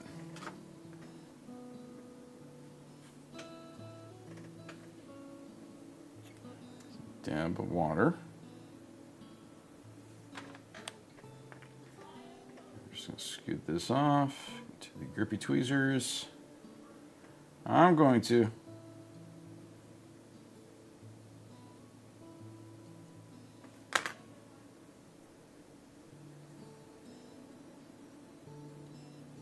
there we go. Zoom on in on that.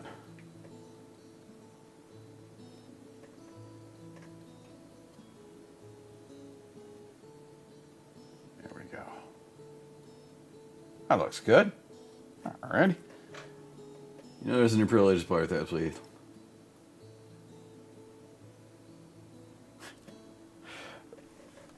It's true. And then the best way to shut them up is you go, yeah, look at the tournament results. At Adepticon, there was an Imperial Agents player that almost took the tournament. It's like, there's no, like, they're the lowest winning percentage, but this dude destroys with an Imperial Agents army. You're like, but yeah, I guarantee there's probably more than one player like, hey, musicals, stupid. I don't like music. I hate being happy. You people can't have fun. Braggle fraggle. Something like that. I'm taking creative license now. I was going to use that brush. I don't like being happy. People can't have fun. People can't enjoy musicals.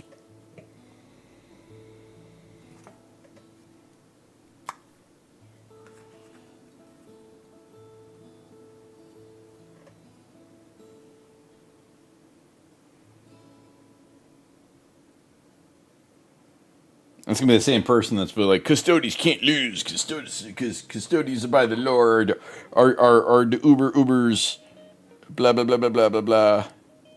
Custodies never lose.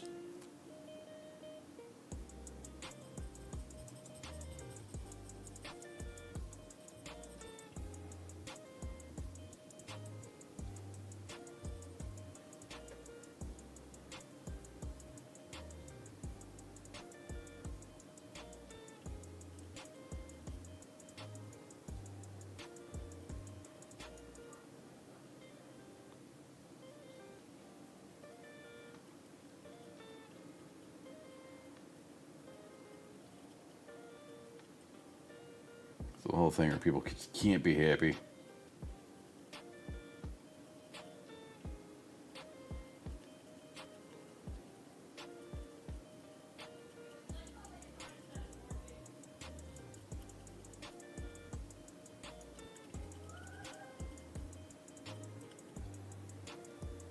So what I'm doing now is I'm doing a little bit of just some light dry brushing of a white.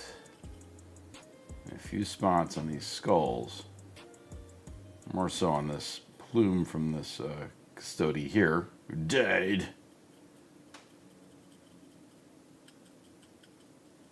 Screaming for his daddy. I don't know what I'm doing with that. I'm want to run with snakebite leather, my favorite. You know, no, let's run with Darkoff Flesh because I use snakebite leather and some other stuff.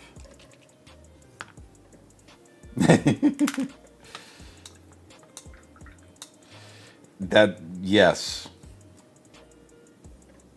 Very, very true.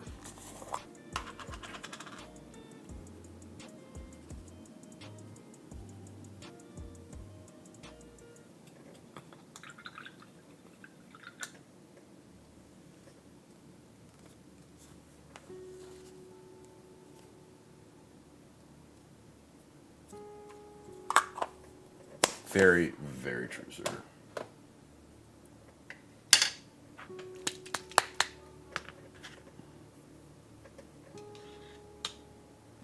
It's my, no, I don't need my double zero. I want my single zero for that.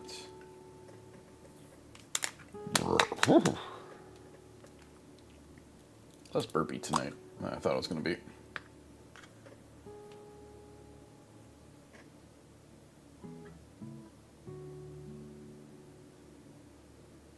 I'm just running a quick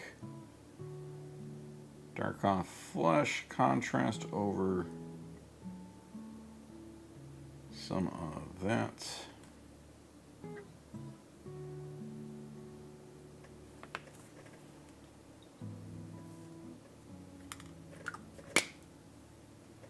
Okay, and then I was using, that's where I wanted a difference because I used the snakebite leather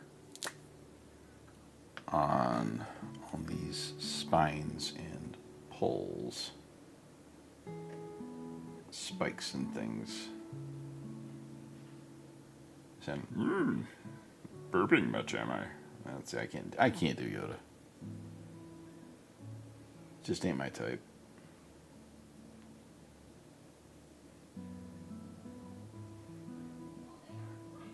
You never know if you have consent or not.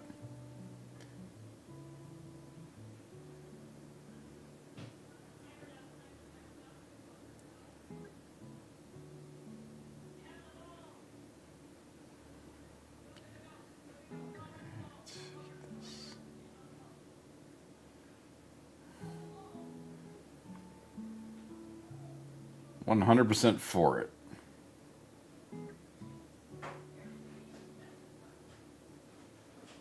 Absolutely for Darth Jar Jar. Considering what happened to that actor, I'm all for it.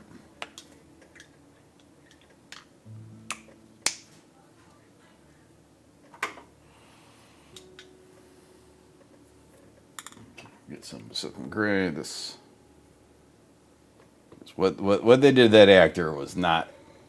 That was just wrong. Great example of a horrible fandom.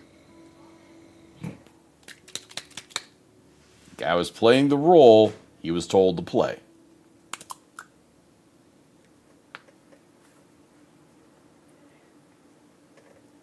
great? No, because he was told to play the role the exact way he was. He played it the exact way he was instructed to do it. For him to get that level of hate,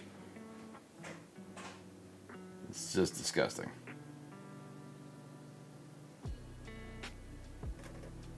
It's like the crazy stuff with the Digital Circus lady.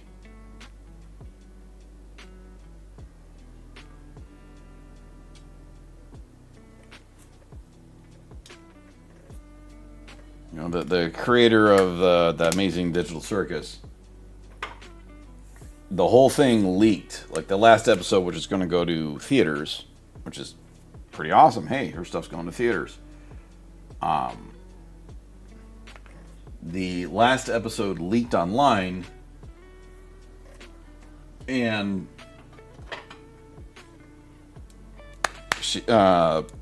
people are like reaching out to her about it, and she's like, "Oh well." And then they're attacking the person now, and it's like, how the hell? She had no control over it getting leaked, and the shit's already leaked. It's on the internet. Can't do anything to pull it back, so it's not like it's, she's not gonna get like table flipping angry over something that she has no control over. And the fandom is absolutely livid and attacking the creator because she's like, no, well, it got leaked, and it's just crap. It's like, really?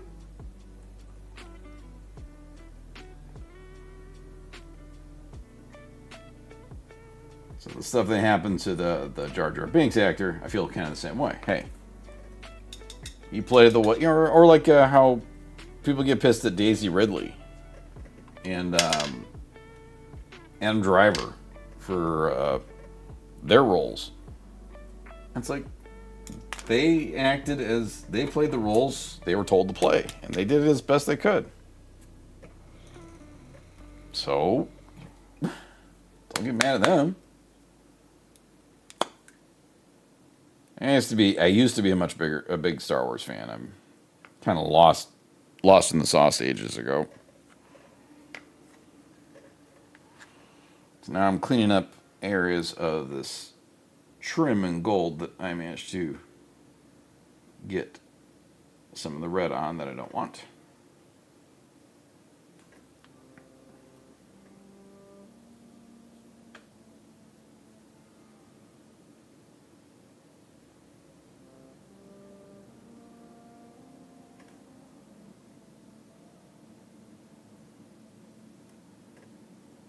Exactly.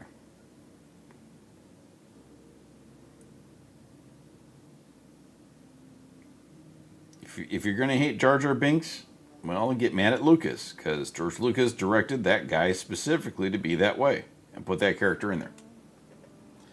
This is true. You just get mad at Disney. That's a fair thing to get mad at.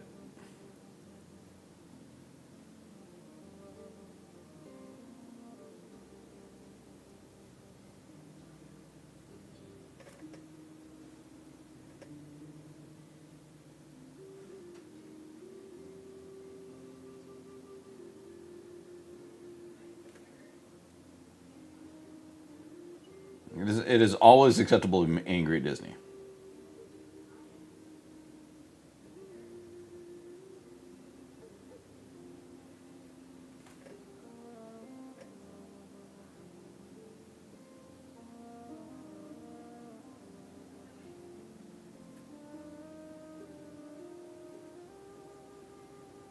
Okay, so that's good on that. This is almost ready for shading, though. Don't want to put a decal on that. I might just leave it tattered. Though I do want to hit it with a slightly dry brush that, something else. This is pretty close to ready for shading now. So once I shade it, then I'm going to hit everything with like a Nuln Oil and a shade. Except if you see a spot, I need to hit some more flush tears. I always come back and look at it, and I have in front of me on my big monitor here, I can see more than I can see. Like, it's bigger up there than it is right here. So I can go in here and go, oh, look, I missed that. Monitor's zoomed in a bunch. So I can get in there and get that done. Okay. That bit right there. That bit right there. That under there. Blade also topical. Me and Buddy were discussing how great to get Battlefront.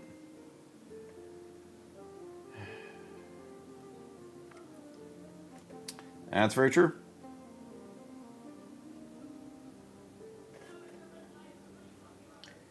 Closest thing you're going to get to that is kind of Space Marine 2.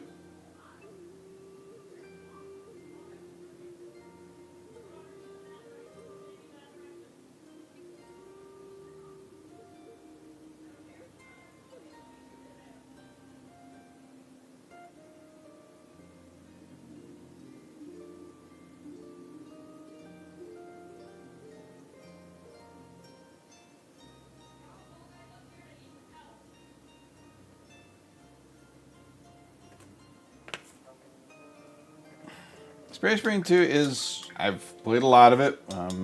See you at the Ravine if he's still in chat. Him and I have played a lot of that game. He plays way more than I do. Played a lot of Space Marine 1 too. They were fun. That's the other thing. Yeah, Battlefront would be probably Guardsmen.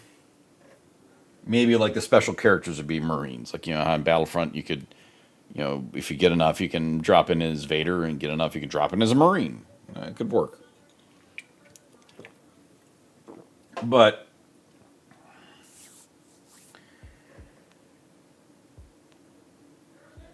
you'd have to hope that it's done well. So anyway. So this is pretty much ready for shading. So this is all going to get a heavy shade of Berserker Bloodshade, which is this one right here, which is a red shade. It's going to get in all the nooks and crannies. And some of these like white skull spots are going to get dyed red, which is the goal. I want them to be dyed red with this. So that'll all get in there.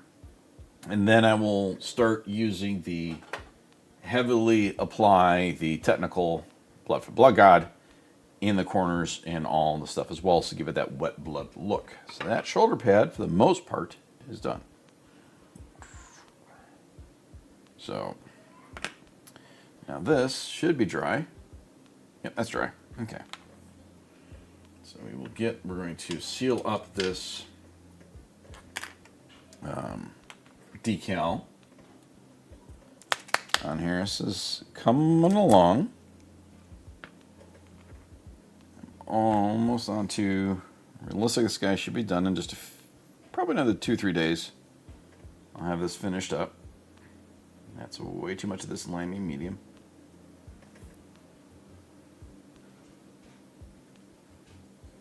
Snap some of that off. That was way too much. So anywho, so that was for the knee plates. You can already see how the shininess is mostly gone. There's still a bit of it there, but it's mostly gone. I do have to say the whole name, Blood for the Blood God. Why would I not? It is what it is called. Blood for the Blood God. I mean, I could be saying Shade, Berserker Bloodshade.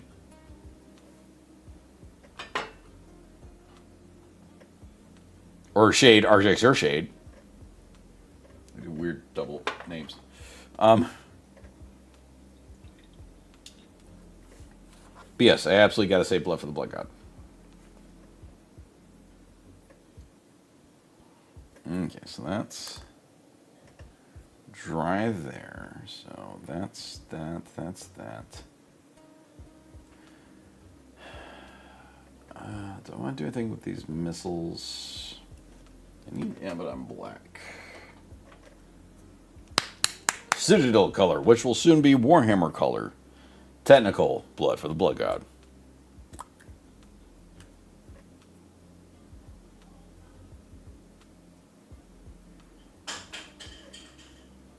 The hell was that?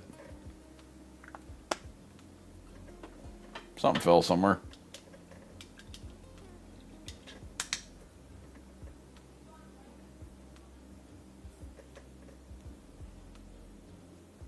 So let's get. You heard that? Jeez. All right. That was you? Are you okay?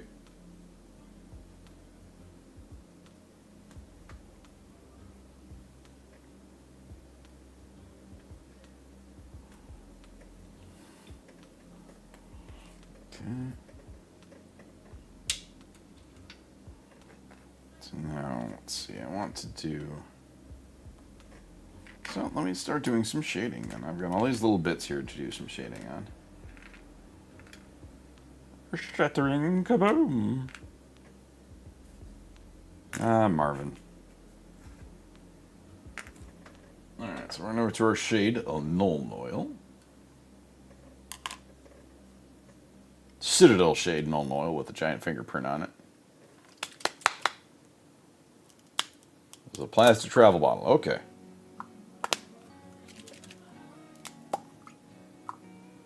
Stay open.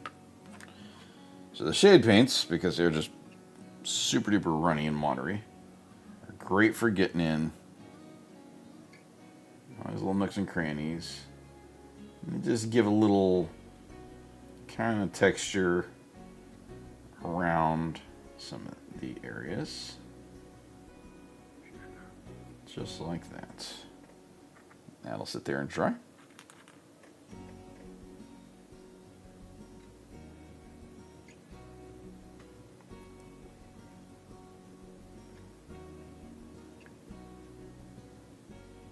Realistically, by the next stream, I should be into building the next night. So that one is going to be a task.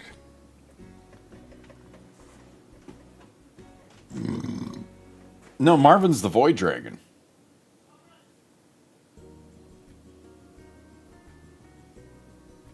Marvin's too powerful. He's not Adeptus Mechanicus. He's the Void Dragon.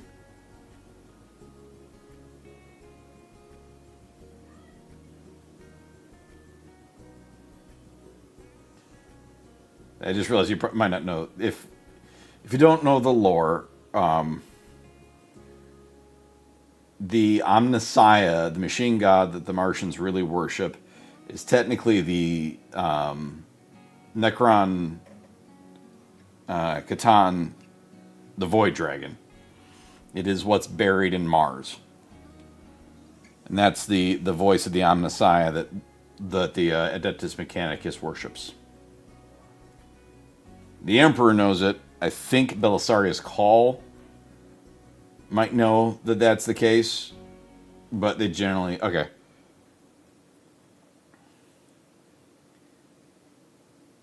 Yeah, there's... On Mars, there is a... Underneath Mars, there's a buried Catan, like the Nightbringer, and it's called the Void Dragon. And it's the one... The Emperor put it there. And I think I don't remember if Belisarius Cawl knows it or not, but I would think he does, because of his involvement with Necrons and stuff. I mean, him and Trazen are like book buddies. They're in like a club together.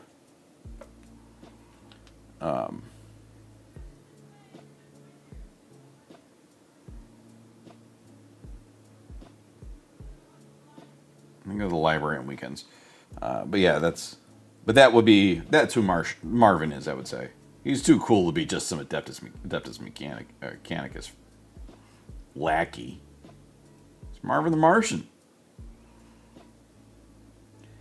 I have not read it, but the Infinite and the Divine, which is the Trazen, the Necron book, I've been told is basically Looney Tunes in Warhammer.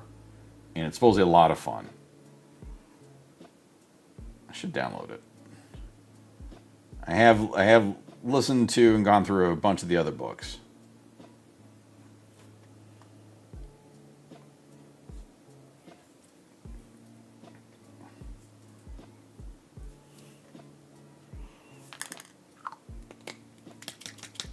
So right now I'm just doing shading work. Shading.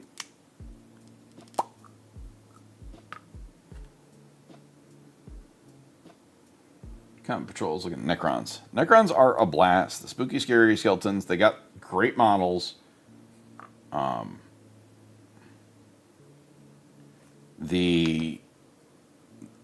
of the most recent stuff they've had.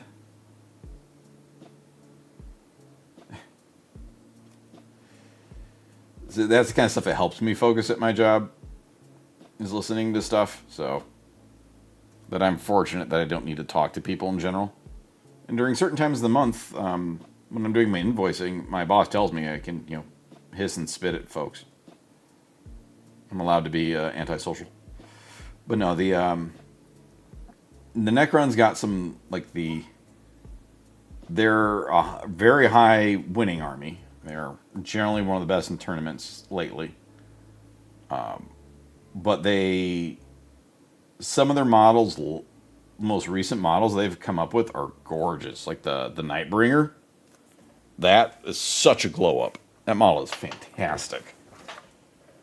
And I've seen the community painted ones. Are really cool. Like there's beautiful colored Nightbringers and stuff that are not the typical Necron colors. He is a just gorgeous centerpiece of a model. And, it helps the fact that he hits like a friggin' train. They're super hard to kill. Super tough.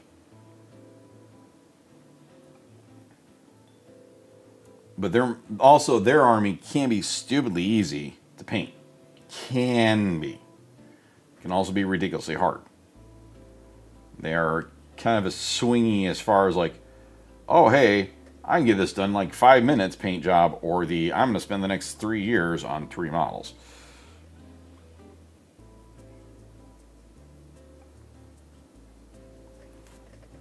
Okay, that's shaded up.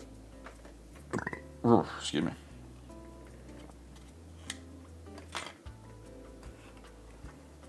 Okay, so now I'm also going to do a bit of shading around this thing.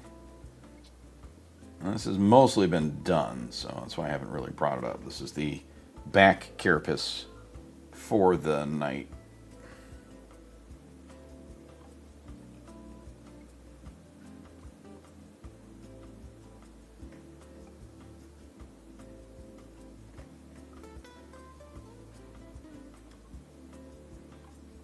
So now that once I get all the shading done with this Nuln Oil, just because it's going to help me bring down spots, I will be going through, and then once after the shading's done and the model is fully assembled, then I'm going to do a very light dry brush of a silver and weathering effect. I do that after the model's assembled, so that way the armor is consistent across the entire model. So I was like, I could do it while it's separate like this, but then I run the risk of it not being consistent across the whole model. So I want it to be consistent. I want it to look, like the whole thing's been worn and weathered, and that was way too much. Woo. Nice things with the shades is that you can kind of sop it off with the brush. Just kind of soak it up. So that's where. There we go. Much better. Clean it up, and then also get all these chains. And see, it's just this little. Look at that. Look at the difference between that chain and that chain.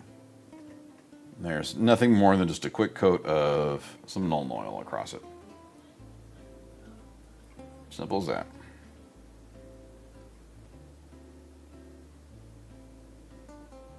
Just a little bit of Nuln Oil.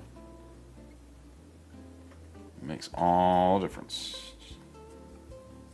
Get all in there.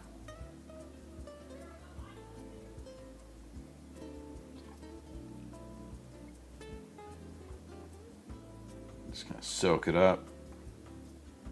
So it's really just in the nooks and crannies, and there you go.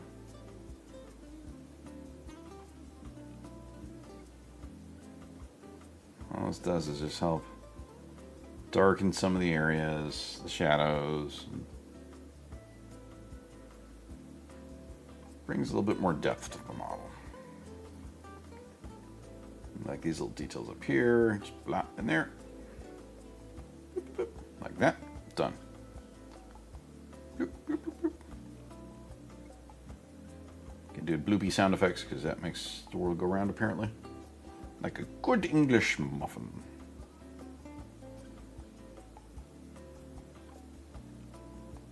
We haven't had English muffins in freaking forever.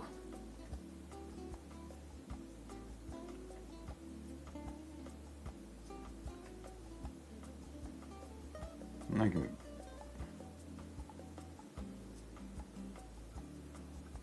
That's not bad. Like, we haven't really had something like that in a long time.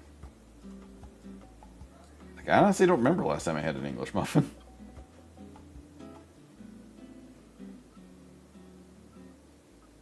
Do you remember last time we had English muffins? Alright.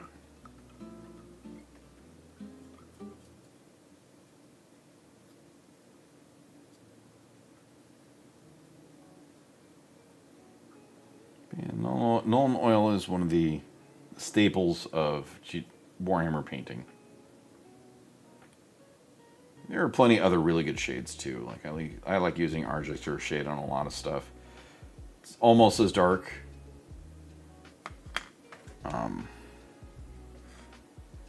But it is a little reddish, kind of a little brownish tinge to it. So that's that shade done. Okay, that's pretty much good to go. Almost. Put the dry brush on a bit there. Okay, we're getting into the final bits here. I do have this. I'll work on the rocket pods later at the moment. That's shaded up, that's shaded up. So let's get into the Riken flesh shade. Oh goodness, excuse me.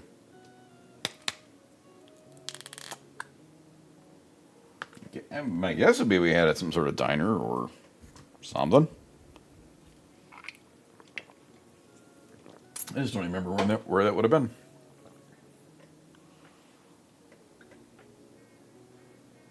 But yeah, tomorrow morning, or not tomorrow morning. I wish tomorrow morning, but tomorrow, before I get too deep into working on this guy, I will do the resin pour on the base. Actually, I've got some black here. Let me do that real quick. Grab the base for the touch-up. Here's another thing you don't... For the Emperor! Oh, Lulicam. She has not moved much. She is obviously worn out.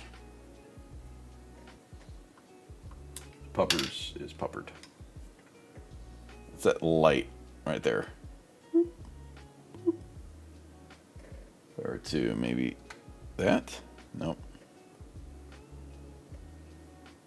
That? Nope. Oh, that's like right dead center. Anywho, so another thing you, when you're working on your models for the first time, you don't have to go crazy hard on the bases. You can go really, really easy on the bases. Like these Tyranids. This base is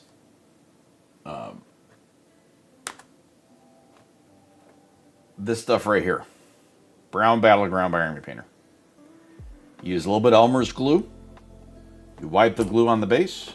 You put the guy in there. Let it sit for a few minutes. Tap it off. And then I put a little bit of color on it just to help seal it in. Done. That is that. You don't have to do... That is... And then I always just do a black around the edge just because that's me. Because they're primary different. But that's it. Simple. Easy. More than passable. In fact, better than most. You can go a little bit further. Things like, you know... These Dark Angels. Where I did a grass effect and then I did some water effects. Kind of make it look a little like it's sodden. And they're on like wet, mossy areas.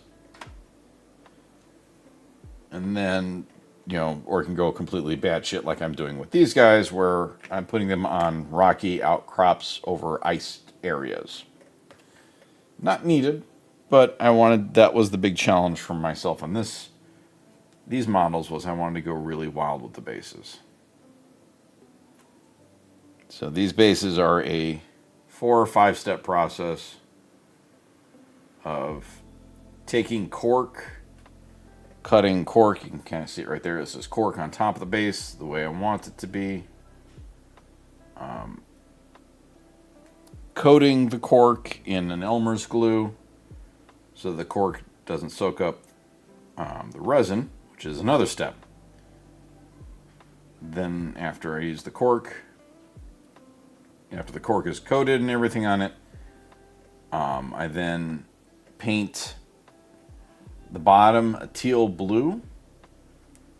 I put black on these edges here to give it a shade. I put a bottom of a teal blue. Then I use some special effects stuff called this Diorama FX stuff, which is this blue watery texture thing. On top of that, I use a textured paint to get this rock stuff. This will get dry brushed when it's all done. Then I'm going to seal this, which is what I'm going to do tomorrow. And I'm going to use a 2-part resin to fill it up to get where it looks like this, where it's full up at the level of the rocks. And then I use a surfacer that makes it look like it's ice and frosts it up. I use little frost effects. I also got to paint up some skulls to go in that base. Just realized I got to do that before I do the resin. Let's need to get the battery for the heat gun. But yeah, there's different levels of stuff. Do what works for you. A base can be done very easily with just some rocks, and they will look plenty good. So let's get in the shades now.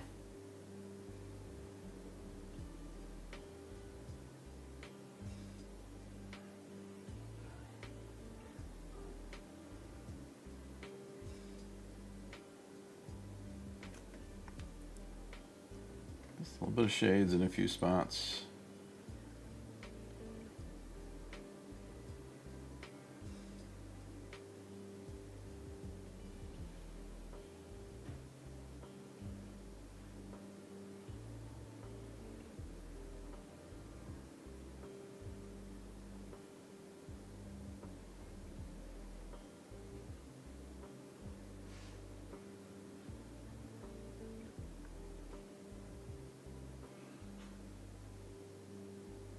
Oh yeah, there's that.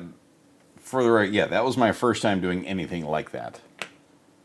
And there's actually the step-by-step of how I learned on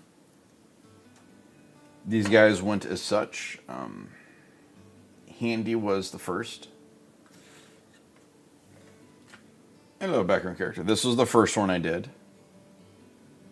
where I didn't use enough resin, and the cork soaked up the resin, so it looks lower. So the next one I did was this one. Howdy, background character. This one, I didn't seal the edges enough. I had coated the cork so it wouldn't soak up the resin, but then the resin bled out through the seal. Last one where I finally pulled it off properly was Snackers. And that's when the resin filled up to the level I wanted. And then for the rest of them, all the brigands, like Leggy here, it's all in that way now. The one that's up there, and they're all done. So it absolutely was a learning process on that. Trial and error, messing it up, absolutely messing it up. Going, oh, well, that's fucked up. All the bases, I keep them in this bin while I'm working on them. And you can see where the resin's leaked out because I don't want that getting all over other parts of the house.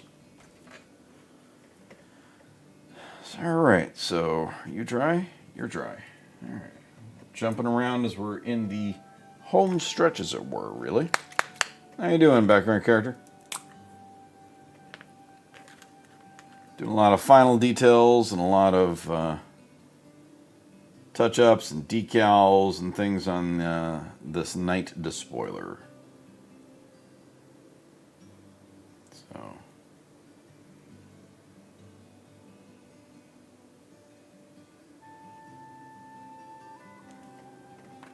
That's that War Dog's name now is Snackers.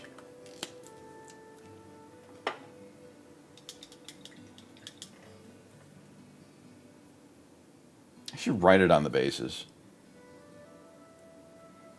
Kind of fun. Alright, so that's gonna dry. I can't mess with that one really. Could do a little dry brushing on this. Because this needs a dry brush, but I'm going to use a light brown, like a stone color. Carrick stone is a nice kind of brownish color for this cloth here on this shield. So once this shade is dry, then I'll start working in the Blood for the Blood God technical. All right, let's scoop out some of that. Blurpy. Blurp, blurp, blurp, blurp, blurp. Do I need to make a button that says Blood for the Blood God, Skulls for the Skull Throne? I got room. I got room for one more button over there.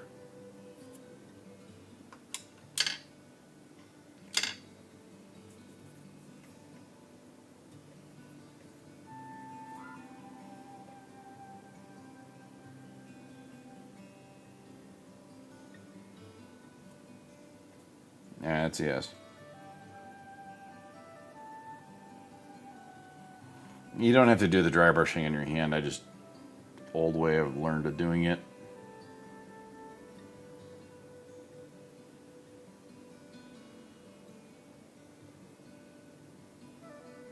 Okay, simple as that. What am I do that with a little bit there too. Okay. Oh man. Making lots of progress in this guy. I'm very happy.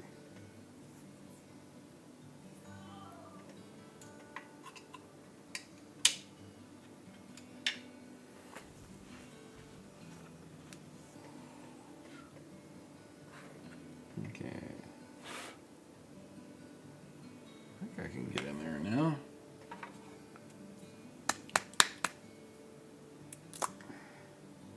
So this is this technical paint, Blood for the Blood God, that is very wait, stop it. They're fighting with each other. It's this stuff here. It has this kind of wet effect. I use it for for like all the blood effects and stuff, where it doesn't dry in a matte finish like you can see it on the skulls there. Comes across in just this kind of wet effect, and I like it a lot. It's worked very well for what I'm doing on these guys. So, and it's okay if I go over a bit because it's, you know, if it's bleeding down into spots, it's fine.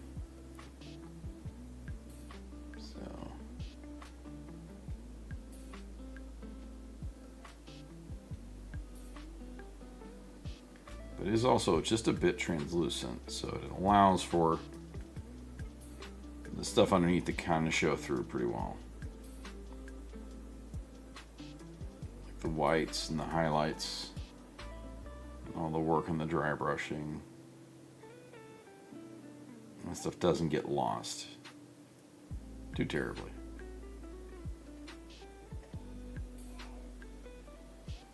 But I also don't want to use it on the wet palette because it's a weird paint, so I don't want to mess up my wet palette. So this one comes straight out of the pot.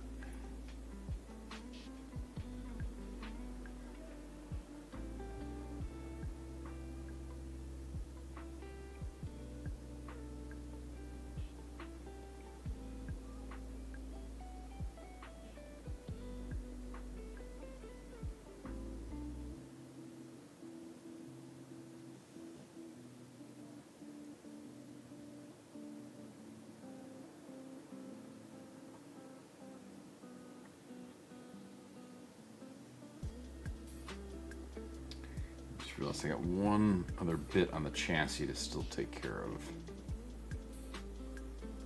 which I will do later because I'm brush deep in the technical Blood for the Blood God, and that's the banner on the chassis. I gotta do that up. Gonna drop that.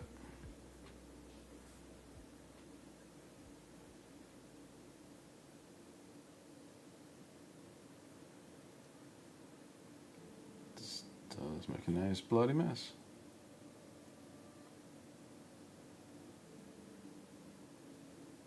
Just being gentle with it.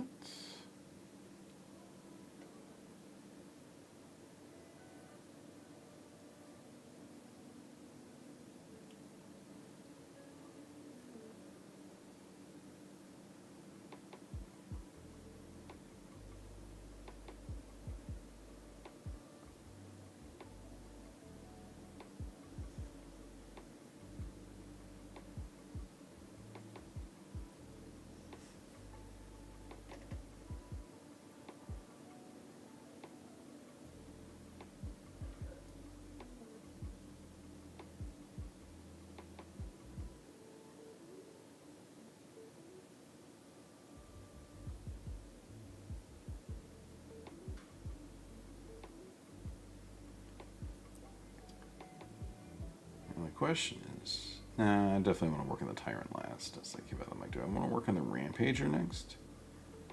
Or the big guy next? But no, I want the big guy to be last.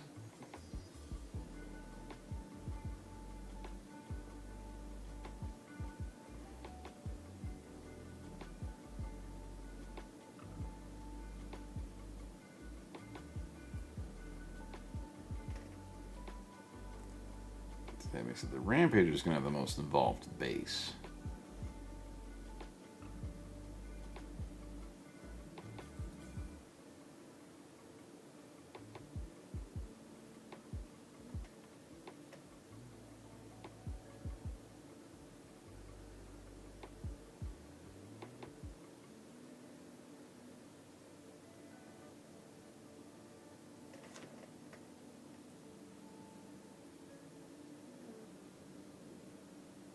Should be the fun one. So it's going to be with all the Wraith Knight bits on the base and the Wraith Knight in the hand.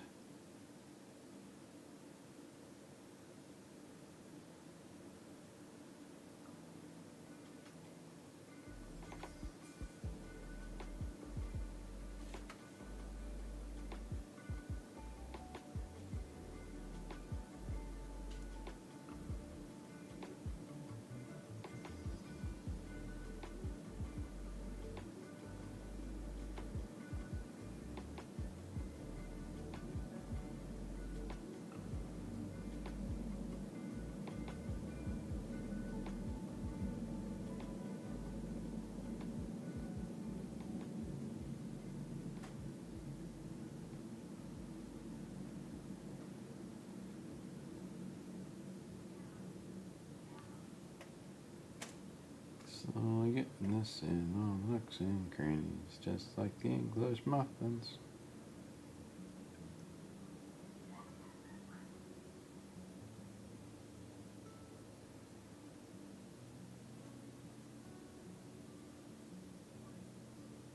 Alright.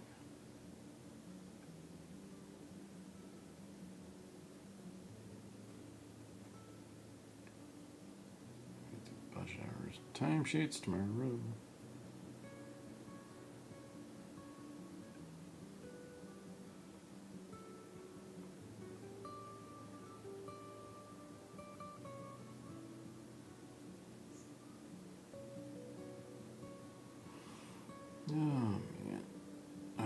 Let's do supplies.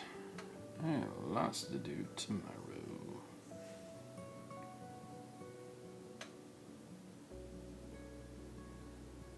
Sure, you also have lots to do tomorrow. You also were off on Friday.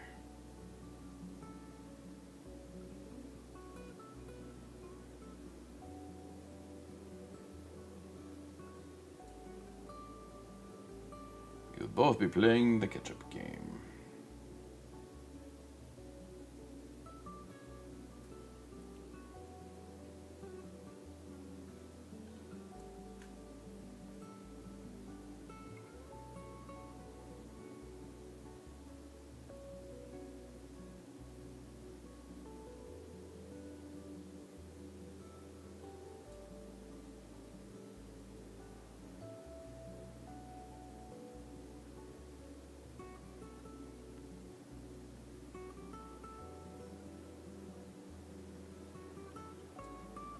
I wonder if I'll get anyone. It's like, you can't have Custodes skull under. Custodes wouldn't die.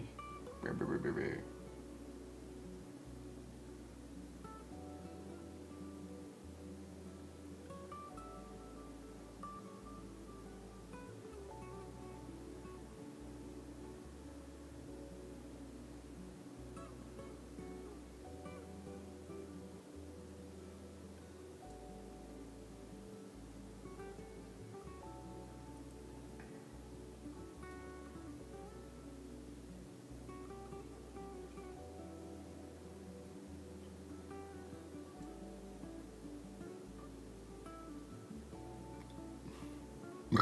Oh, goodness.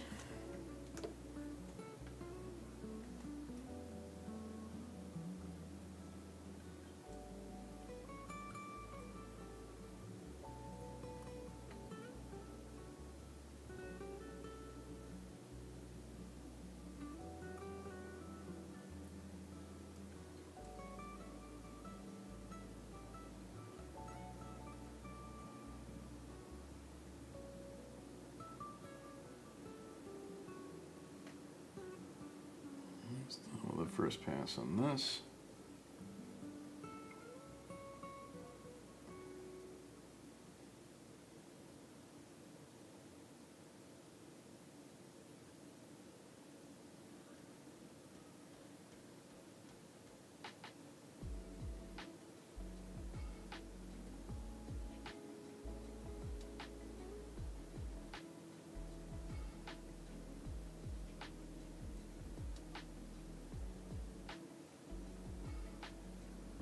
That is messy. That is gory. Brighten that up.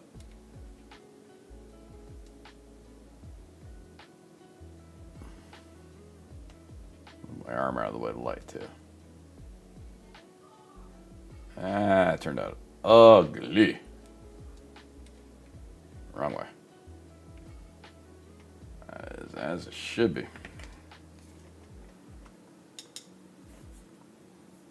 So let's get a few other spots real quick. So I got a few more minutes, and the stream will be ending shortly, about 5 minutes or so. So I'm gonna have a few of the other skulls with the technical blood for the blood god that I want to get.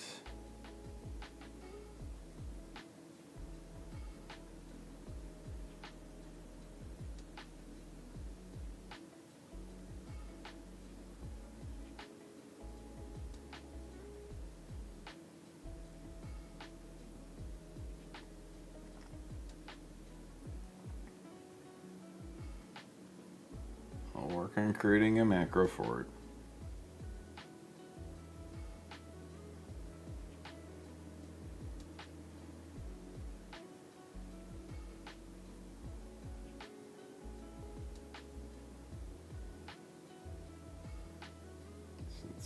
Pointing star on my other one is in this technical paint as well. Do the pointed cast are here. And that. And then I also did, I always do the blood coming out of the pilot's compartment. Just a little bit. Little chains too. Okay, so that's that.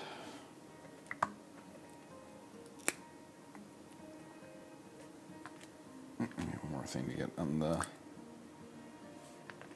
I need to brighten up that. All my spikes were done in this as well. So all these teeth and fangs. Let's put a little bit on the chains. Little details for what make it. Doubles in the details, and then I still got this guy to work on. I forgot about him. Yeah, he's gonna be an off-stream thing. He's not gonna be too hard to paint. The blood letters have very simple paint jobs with. So on this one, he's gonna be standing on the base, like right in front of it, like right down here, kind of leading it.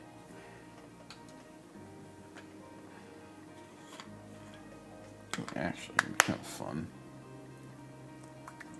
Put some of this, possibly Craig.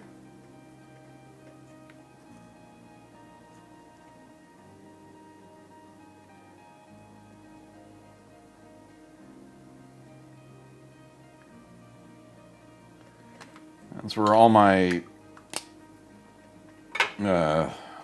of the Chaos Knights have blood letters coming out of them or somewhere. Like the one on the turnstile has the one riding out of the back there.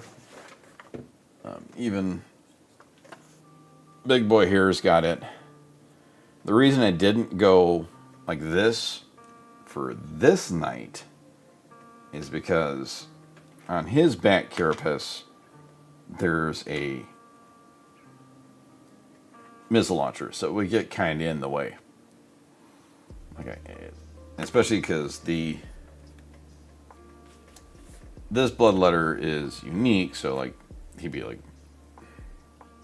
heading back there. Like it just really wasn't a space for him, so he's gonna be on the base. And then there's the Big Knight, which is based off the Dominus chassis, which is the Chaos Knight Tyrant. He is the one I'm generally going to be fielding as a Warlord. He's going to be extra tall because I've got, and on the back he's going to have 3 blood letters. He's going to have 2 musicians flanking a banner bearer. And that one is going to be extra unique because I've got a cool... I found a guy online that did a cool Anubis head print for it. I still don't know where this goes.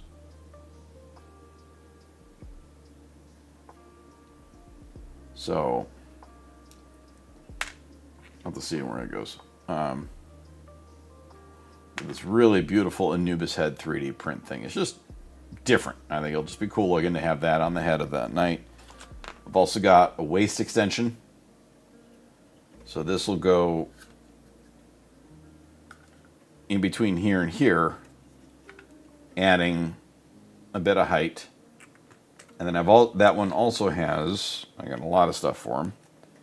I've got a knee joints to make his legs longer. So that one is going to be exceptionally tall, which is just to look cool. Nothing more, has no effect on the game. I want this to get busted up. There we go. It's just done in a way so that